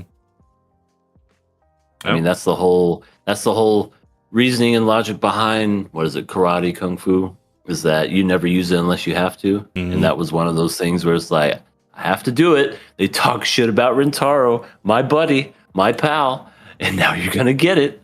I like, too, after they beat all their asses, there's one guy who's conscious and they're like, you don't understand. Rentaro's the coolest guy. And he's like, and it fucking dies. Right. It's like, what? Huh? I don't understand. That is like one of the worst. They just chose to have the worst night of their lives. They got their ass whooped by kids 2 years younger than them, and they're just laying on a pavement late at night. Yeah, and the guy that whipped their ass didn't even look like he broke a sweat. He wasn't dirty or scuffed or anything. He was clean. He didn't. Ooh, that is. Now, remember what we said earlier about lying about getting your ass whooped by an old man? Yeah, that's one of those. You're going to the grave with that story. What happened to you? I fell. Really? You fell all over your face and body and your elbow? What? I fucking fell. That's all you need to know. Oh my god, yeah. That is not a fire camp story for anybody to hear. Also, what is good, Midnight in the chat? He says, no, the smoke don't wait until you ready. When you in the streets, it's hands 24/7. I have no idea what the fuck he's talking about. He says, sup y'all? Game recognized game grandpa in my Riley voice. That reference I get. But so yeah, after that whole thing happens, also I guess this is the last thing I want to say about the romance budding rapists. I hope this is the last that we see of them, because now they're kind of showing up like Team Rocket with more people and more people. Yeah, and okay, and for anybody who wasn't here for me talking about these guys, because I feel like the whole romance budding rapist thing needs to be explained for people who are listening to this for the first time. Because there may be somebody who stumbles upon this video on the VOD and they're like, what the fuck are they talking about? The reason why I call them romance budding rapists is because this is a trope that happens in a lot of romance series where you'll have these guys who will try to like sexually assault or worse to some woman, and then that is basically they serve to be an opportunity for the guy to be the white knight shining in armor. So that's why I call them the romance budding rapists, because they were basically a tool for Rintaro to defend Kaoru. In this case, that the way they're utilized here is less of romance budding and more of I guess like friendship confirming. So this time they're the friendship confirming rapists, in that the friends are, you know, the white knights swooping in to protect Rintaro. So they're here to confirm that, or show how much the friends care about Rintaro. Yeah. Crazy stuff. I agree with you. I hope we don't see them anymore. I'm more interested about the romance aspects than I am about the RBRs. I'm just more, I'm done with it. I mean, I'll give it this. It was a cool scene because, like I said, it's you know, not usually that you see all the supporting cast do what they did. I thought that was great. But yeah, I swear to God, if we don't see these people again, it'll be too soon. That's all I'm going to say, is that we're done. Let's move on. Let's get more cutesy wootsy. Mm-hmm. So after that, we have the festival, the sports festival, and Rintaro is ass with a capital A. His mind was on things, Satsuki. Come on. I mean, 3 strikes though. You couldn't even like bunt it or something. He didn't even swing. He just kind of like watched it. He just watched it sail right past him. It's like, Jesus, that's me. Yeah. So yeah, he's still thinking about, because at that point his friends still haven't talked to him. So yeah, like you said, his mind was elsewhere. But they after, like, I don't know, a timeout or something, they end up reconnecting with each other, and more specifically, Saku and Rintaro talking out. I love that freaking scene. It's just what was it? Usami basically outed himself, and then he realized what he said. Oh yeah. And Rintaro was like, "Wait, you guys weren't just there. You actually followed me." I mean, I feel like Rintaro would have had to assume that, because actually I don't know, because the fact that these guys found Rintaro is kind of crazy in of itself, because mind you, he is intentionally going out of his way, because he's not going to any restaurant close to Chidori or Kikyo, right? Mm-hmm. Because the whole plan is to not be seen with each other. So he's going all across town just so he can hang out with Kaoru and Subaru. So how the fuck these guys found him, I have no clue. Well, didn't they follow him? No. I'm talking about the romance budding rapists. Oh, duh. Right. That is true. Unless they were following him too.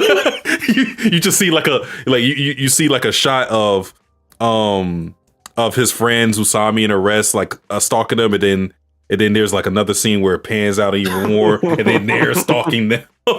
Some shit. I'm telling you, in this anime, everybody's stalking everybody in this anime. You should just call this the Stalker Show. In which case, if that actually happened, that means that they were in a restaurant somewhere. Oh my god! So like they were there, and then like they were like on the booth behind them. Yeah. Just wait, motherfucker. Just wait. When it's dark and no one's able to see you, we're gonna jump your ass and have fun with the ladies. Fun. Take them to an arcade and Chuck E. Cheese.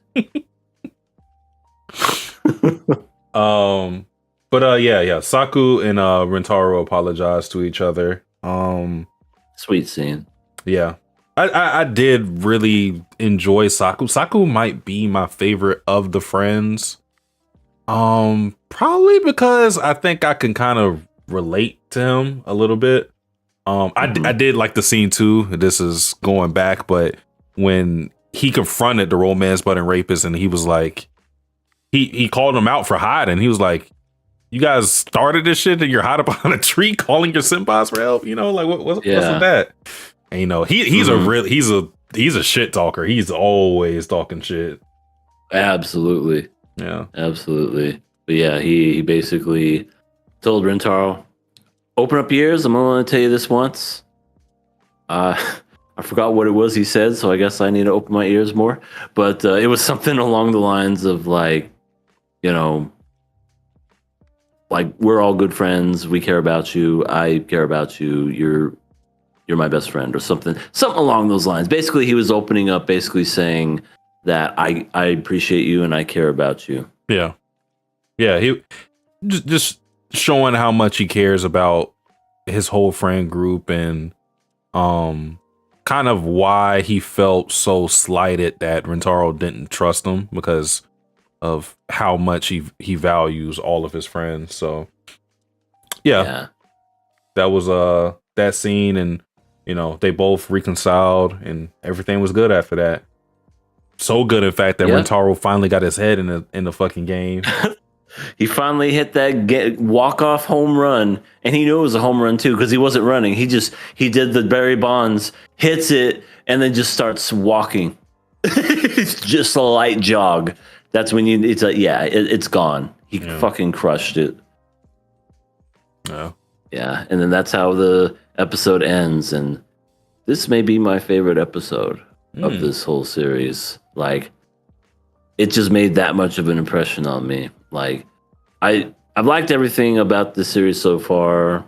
Rintaro, and you know, not so much the romance budding rapist, but the Kaoru and Subaru and everything. But the friends definitely shined in this episode, and that's why I said at the beginning, where I feel like they're definitely one of the better friends in anime. I think that remains true unless they completely jump the shark and they go, "You're on your own, Rintaro. We're a bunch of assholes now." This is the episode of Usami trying to cuck Rintaro because he wants a girlfriend so bad. Yeah, just so. How you doing? Kaoru, I heard you like cake.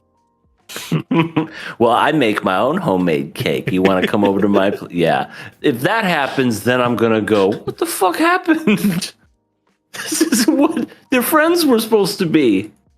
But another thing I wanted to point out was the Saku and Subaru thing, because I said that in earlier podcasts that I wouldn't be surprised if they tried to do like some romance thing between those two characters, just because of them having that visceral run-in with each other. Because first and foremost, Subaru wanted to apologize, or she wanted Rintaro to introduce her to his friends again so she can apologize formally. But if you remember, there's that one scene where when the friends jump in as reinforcements, Saku actually has a moment where where Subaru looks at him and he looks back at her. Yeah, I saw that. Yeah, just kind of like, yeah, I remember you, and then just looking back at the situation. Mm-hmm. I'm sure they're gonna try to do something with them. You know, I'm sorry for how I was. Yeah, I'm sorry for kind of cutting it deep as well. So sorry about that. By the way, is that your real hair? Yeah. I like silver. And then all of a sudden they just become a thing. Next thing you just see them, you just see the bed moving. Oh my god, it just jumps right to that. Kaoru, I've never been so happy. Why? What happened? Let's just say we got to know we got to have fun. Let's just say we got to have fun. Let's just say I don't think all boys are bad. And it was consensual fun too. Gotta clarify that now. Right, exactly. Because before the other guys wanted to have fun, but anyway. Yeah, were they gonna have fun? But that is pretty much it for Kaoru Hana. This show continues to impress. It continues to be a beacon of consistency, and just, you know, one of the more refreshing romance anime that we've seen probably like in the last 5 years or so. It's been a minute for sure. Yeah. For me anyway. But moving on to the last show of the night, the last segment as well, since we have spoilers, we have no questions. So, Wah wah. the summer Hikaru died, episode 7. This was this was a slow walk. It's like when you're putting down your dog or something. Just slow. I already love where we're going with this. Yeah. When you put down your dog. Slow transition to that. Whereas you kind of figure early on, like, I don't know where everybody would figure that this was going to happen, but I mean, at the point where he calls his mom and he tells her, "Oh yeah," well, I don't even think he says "I love you," but he's like, "How are you?" And Dad, I'm sorry. Yeah. When he says that, that's the moment where you're like, okay. Worst parents in the world, by the way, because the mom was just like, "Huh, that was weird. I'm just gonna cook doing this hair." The sister had to call out, "Why was he talking so low?" That she figured something was wrong with it, and she wasn't even the one that he was talking to. Right, and then the mom said, "Oh wait, he's supposed to be in school right now." Not even pointing out the weirdness of the conversation. Like, hey, the fuck is it? Why is his ass not in school? Don't you got choir? Don't you got the choir performance today? Right. I'm sorry, but you hear conversations because it was a hint. Oh, Yoshiki, you don't usually call me around this time. Everything okay? Yeah, I was just calling to see if you're okay. Red flag. Mm-hmm. Yeah, everything's good. Well, tell Dad I'm sorry and that I love you. Bye. Okay, bye. Yeah, I'd be panicked. I was expecting when that happened, his phone to be like just blowing up and like for him like to turn off his phone or I don't know, like throw his phone away. I thought that was going to happen, but he's just like, the conversation ended and he's like, I'm like, what? The mom didn't see anything wrong with that conversation. I mean, I understand it seems like they come from an abusive household and everything, but, and again, I don't know. I'm only speaking as a parent who has a child, as he's an adult now, but I ever get a call like that, I don't care what it is. That's one of those, where are you right now? I need to get you. Mm-hmm. I'm calling, and if there's no answer, I'm going to the last place I fucking know. Mm-hmm. I don't care if I have it out with my significant other or anything else like that. But I don't know. Maybe it's just if you're in an abusive relationship, it just kind of wears on you, and maybe you just become numb to those things, and you don't even realize when your child's in danger. But it's just, wow. Yeah, I just saw those things, and I was just like, hello, mother, are you not going to call out your son and say, hey, are you okay? No, the only thing that was important to her was his ass was supposed to be in school. Mm-hmm. A little shit. But then continues to work. Yeah. So, like, there were some other things that happened, but in my opinion, everything was just like, it was just to set the tone. One big beat.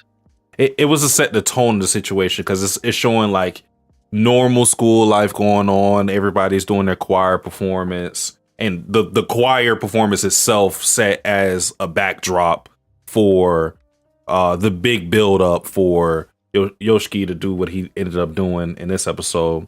But then like you have like Kaoru, Yoshiki's sister, ditching school again, this time helping out her mom with the hairdressing thing, which I mean, I'll say I like the fact that she's not just staying at home, because that can't be healthy at all. So the mom's like, all right, I can't get her to go to school because she's going through some type of trauma. So let's see if I can, get her to help out with that. So I thought that was a good thing to help her go through what she's going through. Yeah. But yeah, most of this was a backdrop just for the big thing that happened this episode. Agreed. Yeah, it was definitely a slow build up and a slow burn to what it was. We knew something was up. But it's just the whole anticipation of what that thing was going to be. At some points, I almost thought because he was holding a bag the whole time, where they were watching that movie in the movie theater. Mm-hmm. I'm like, this motherfucker make a bomb? Is he about to set this off? Like I was thinking that for a second, like he's gonna blow himself up or find a way to blow this thing up. But you knew he was gonna do something. Because when someone tells you, after a big fight or crazy shit like that, are you okay? And they go, yeah, I'm fine. And nothing else? Yeah. Nothing is fine. No. Take it from me. I know from experience. Something is wrong. Yeah, and the things that he was doing this episode, taking them to the movies, going out for ice cream, all of these things that are things that Hikaru would enjoy, that he said that he enjoyed. But as it's all happening, it all feels hollow because there's no sense of enjoyment on his end. It just feels like he's going through the motions of something.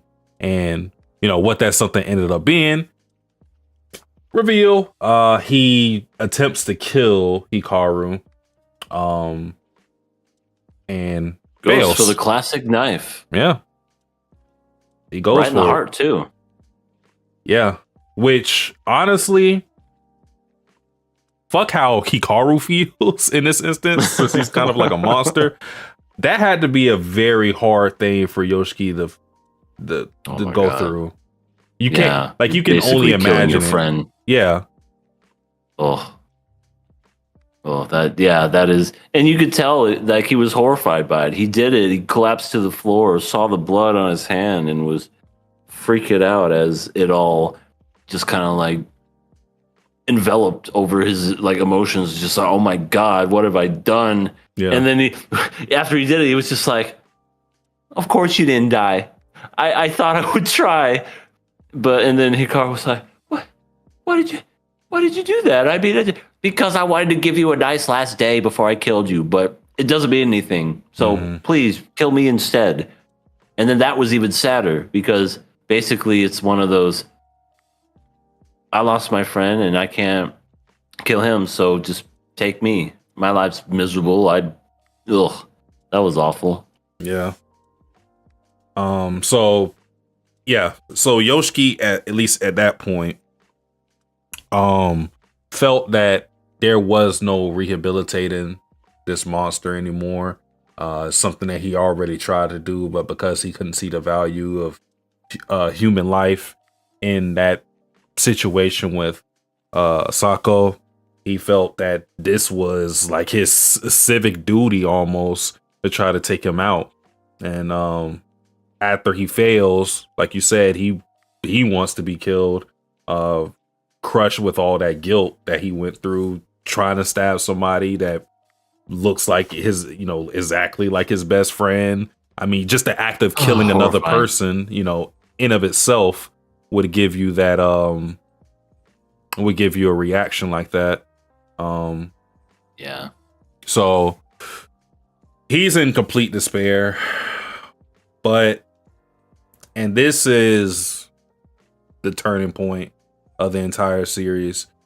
I think so too. Because I asked you last week, or not asked you, I said that I wonder where they're going to go from here. Because I honestly thought the next episode was just going to be like just a normal whatever. It's like, where are we going to? We're either going to piss or get off the pot. What are we going to be doing? I don't know. And then yes, this particular point right here, Haru literally had to reach inside himself for the answer. And he ripped out a chunk of himself, which at first I was like, okay, what the fuck was that? It apparently like weakened him by like half by taking that part out, and he was giving it to Yoshiki because he's having this eternal conflict where he doesn't know, can't really register feelings very well. He didn't want to kill Yoshiki because, you could tell it was that inner turmoil. He's like, well, it was a request. He wants me to do it, but I don't want to do it. Yeah. So what do I do? So at that point, yeah, he just did that and said, well, now I'm weak. So that if anything were to happen, you could just take care of me, so to speak. So, and this is where things are really going to start to get horrific. Yeah. Because he gives him this part which may make the audience feel some sense of ease because they're thinking, all right, now he's weakened. Now Yoshiki has a part of him to kind of keep him in control. The issue is two things. One thing that we see in this episode. So this episode, what we see after that scene is we see this weird scene of, and it's not something that actually happens, but we see the scene of Hikaru like absorbing Yoshiki, right? Uh-huh. Maybe 2-3 episodes ago when we had the housewife lady talk to Yoshiki, she said that he needed to break things off with him. Yep. Or they were going to become as one. Yep. That, I thought the exact same thing. Yeah. And that scene of him absorbing him is kind of like a visual representation of that thing happening. Because not only do you see that scene and the scene I was referencing, but you also see kind of like this spark in Yoshiki's eyes that like dies out. Or maybe you can see something else emerging within in his eyes. So I think that is just them showing that they're becoming more as one, or they're moving towards that direction, because Yoshiki ends up resolving, after Hikaru shows all this remorse and everything, and he tells him how much he wants to change and how much Yoshiki means to him and everything. Yoshiki's resolve is basically, I'll help you no matter what. I'll stick with you no matter what. So him giving him a part of himself is basically just him giving a part of himself to himself. Because I think Yoshiki, maybe not immediately, but Yoshiki is going to enable him to kill people as he has been. Because now is going to be one of those instances where he's going to be looking to protect Hikaru's identity. Yeah. Because if he wants to stick with him, that means that you're protecting the monster, essentially. So even if, or I should say, what I think is going to happen now is we're going to start ramping up with the monster hunting. The guy, Tanaka, who's been hunting after him. And I think this is going to be the first instance that it happens. We know that he is on Hikaru's tail. This is going to be the first instance where Yoshiki makes a decision. Do you let this guy kill Hikaru? Or do you give him the weapon, the tool to kill him? Because I think there's going to be a situation where Tanaka is going to be able to kill Hikaru in his weakened state. But it's going to be Yoshiki who ultimately gives him that piece to allow him to kill. Yeah. Yeah, no, I mean, Yoshiki pretty much said it when he was given that piece of Hikaru. I'll do everything in my power to protect you at this point. He's essentially giving himself to the monster. And yes, I love that weird I was going to say it was subliminal, but then it just kind of like showed the real thing. Because it did it for like a flash. It was, but then it showed the whole thing. I'm like, oh yeah, he's becoming the very thing that the lady said, don't do it. Cut yourself away.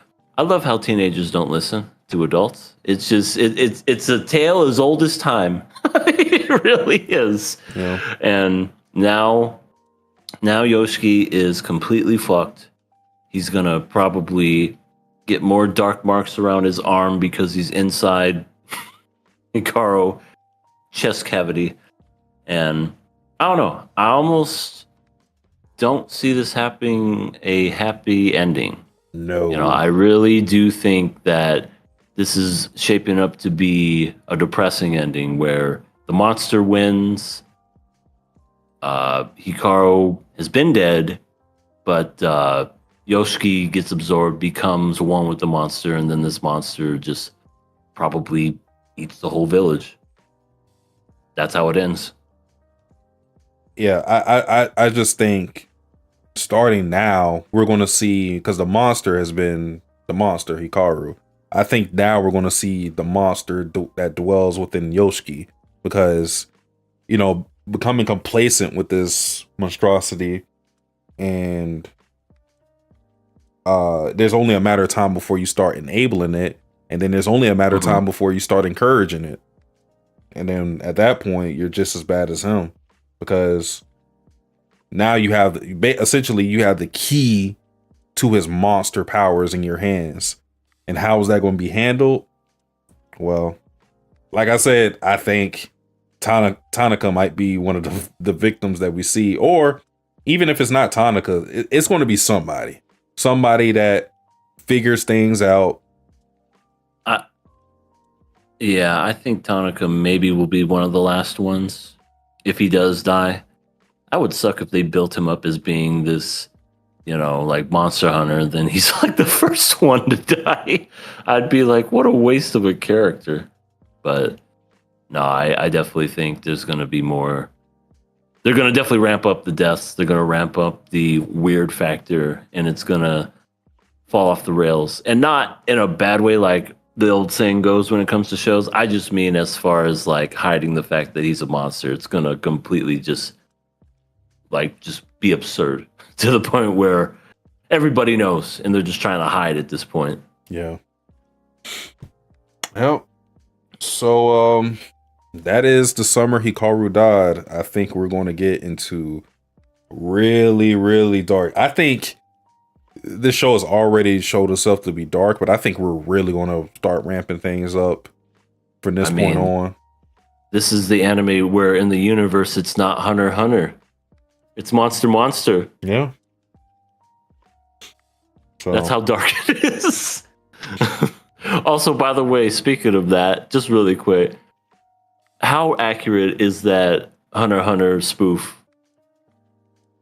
Which spoof? I mean, I know it like in this series where it's called Monster. Oh.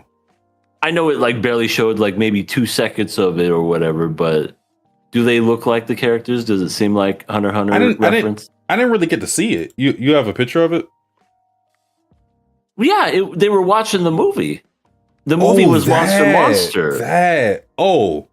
Not accurate at all then. Okay.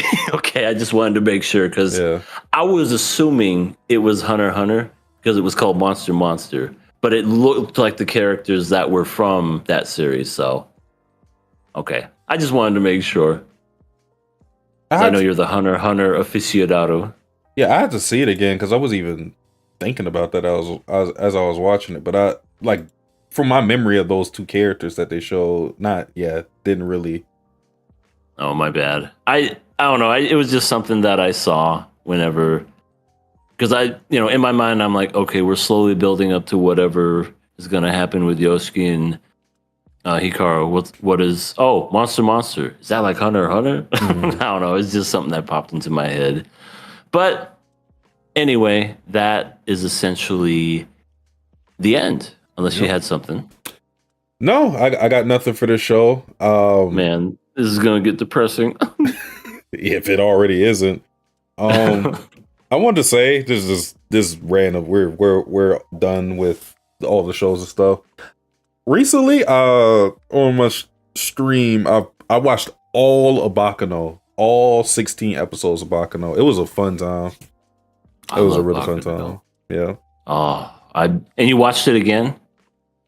Yeah. Like recently? I wish I had seen it. I must have been busy. I think it was like Friday, Saturday, something like that. You watched it dubbed, right? Yep. I love Vlad's voice actor. It's a shame he's not in many animes. He's so good. Vlad, not Vlad. Oh, him. Yeah. Okay. I had like a better appreciation for it. Not that I didn't already love the series, but I think I kind of forgot why I liked it so much, and then rewatching, I'm like, man. You see why it's considered underrated? I feel like a lot of people don't know it's so good. I think it's not underrated. I think it's I think underrated is not the word. I think it's Maybe underappreciated.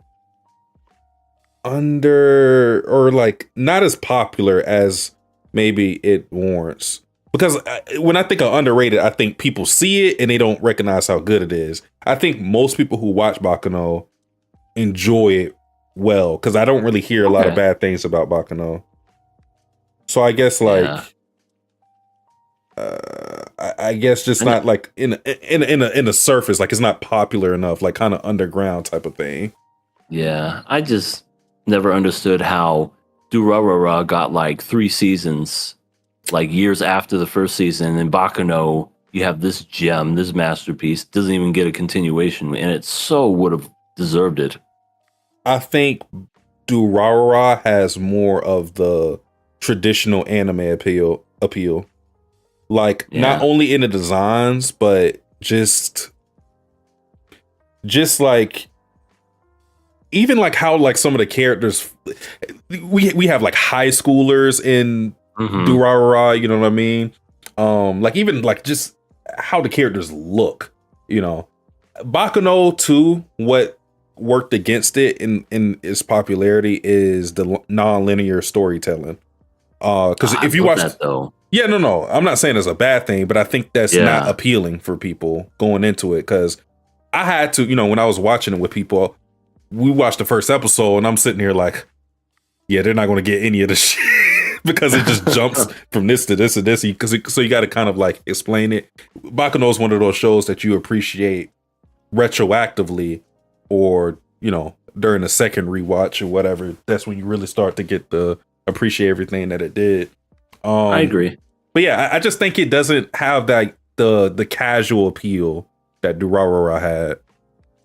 Which is a shame because I felt like there was so much story they could tell if they wanted to continue with it. I mean, that's just me. I love all the characters. I think it's definitely like the dub is better than the sub. It's such a good dub. And I don't know, like I just love like it's a period piece. And then it has like, you know, like just, what is it? Alchemy and alchemists in it at the same time, and just time traveling. And I don't know. I'm just a fan of that nonlinear editing style because I grew up watching Tarantino and all these different types, like Memento and stuff like that. So it don't bother me. It's how you tell the story that put it all together that I enjoy. But I don't know. I almost feel like it was ahead of its time, and maybe it just rubbed people the wrong way and people just didn't get it. Yeah, the non-linear storytelling, I think when you tell a story like that, I think the biggest, or for one, it challenges people to pay attention. And because some people kind of like watch anime, not really even watching anime, you know what I mean? Where they might have, like maybe like they're kind of like listening to it, but not watching it maybe they're on their phone for a little bit. You can't do that with Baccano. Baccano to me is like a series like The Wire, where The Wire, I always say this, The Wire, when you talk about how great The Wire is, it's because of the sum of its parts, not because of an individual episode that is strike out amazing. Like the reason why an episode may be amazing for The Wire is because they built up so much prior to it. And not to say that other shows don't do it, but a show like Breaking Bad can give you like it can give you like in the vacuum appeal where you could watch a random episode of Breaking Bad and go, ooh, like let's say you watched like the Tuco thing where Walt goes into the office and it says like, this isn't meth. This is not meth. And then blows it up. Somebody may watch that random episode and go like, what the fuck is this? That doesn't happen, I don't think, with a show like The Wire. Maybe Baccano is a little bit more arguable because I could see you like seeing like a random episode of like Lad and you going like, oh, that looks cool. But it just forces you to pay attention with the nonlinear storytelling. And I like the way Baccano does it because it seems how they group how certain things happen is kind of like thematically, where an episode may be focused on jacuzzi, so they'll the periods they'll tell shapes up to like this bigger idea by the end of the episode. So I thought that was always cool. Yeah, it's definitely one of my favorite animes. The only reason I never recommend it to you guys because you both already seen it. It's always one of those things where, if someone wants to get into anime and wants to, it's like, what's something that's different? I want something that's different. Okay, watch Baccano. You won't be disappointed. Yeah. Great series. Love it. 10 out of 10 for me. But yeah, I just wanted to talk about that since I watched it all. Still watching That's JoJo. cool. Stone cool. Ocean. Yeah, I got like 18. Almost done with it? Yeah. Was it? Oh no, 14 episodes left. Okay, so you're almost done. Yeah. So that's You been liking fun it? as well. Yep. Okay. Definitely mess with the cast. Just got to see more from the main villain. But JoJo does this thing where the main villain always ends up doing stuff at the end. So Yeah, always. yeah. But it was Dio the whole time. It was me, Dio. But yeah, that's the podcast, guys. Appreciate everybody who showed up and showed out to talk with us tonight. Hope to see you next week, Thursday, same time, hopefully. EA has already posted the links. I'll do it again. To our Patreon, which is only $1. We are actually going to have a new episode pretty soon. I'm probably going to start editing it Tuesday. Actually, I could do it Monday as well. It won't take long to edit at all. I just haven't had the opportunity right now. So it's all good. Yeah. It'll be there waiting for y'all when you subscribe. Look forward to that. Let's see. Yeah, definitely by the end of this, before this month ends. Look forward to that, and look forward to our backlog where we have a whole bunch of episodes for you. The Watamote, Pokemon, the Drunken Podcast, and many more to come. Again, $1 a month. That's $12 a year. You know what I mean? Some things cost you more. I just bought PlayStation Plus. That shit, what they charging for that, man? What is it? Like $15? So they have different tiers, so you can get the $10. See, you can get the $10 a month thing, which I got that. I just wanted the basic thing just so I could be online. But my God, it's so much money. I can't even tell you all because it's like 3 tiers, and they kept trying to get me to pay for a year one. I'm like, no, I don't want this for a year. Yeah, it's ridiculous. Just consoles are the ones that have just like the whole tier thing and the online stuff. PC, don't you ever do it, PC. It's always been free, but I know they're going to try to capitalize on it when everything starts going to PC. I feel like everything's going to there anyway because everything's just becoming digital. Consoles are going to be a thing of the past. Not right away, but it's what I'm saying is Steam and all those other platforms, Epic, the Epic platform and whatnot, don't start charging people to do this stuff. Let people just play online from their computer. Don't do what Microsoft and Sony has done. Please. Thank you. Yes. Follow us on Blue Sky. And as well, like the video. Share the video. Subscribe if you're new. Yeah, we keep subscribe. getting new subscribers. We would like to get to 600 before the end of the year. That would be a goal. Oh yeah, for sure. And comment whatever opinions you have, whatever we're talking about, whether it be the news, one of the anime, some of the stuff that we just said just now. Always love to see the comments, and we always try to respond as well. So yeah, again, appreciate everybody who joined us tonight, people who watched the VOD. Hope to see y'all next week. We out. Later.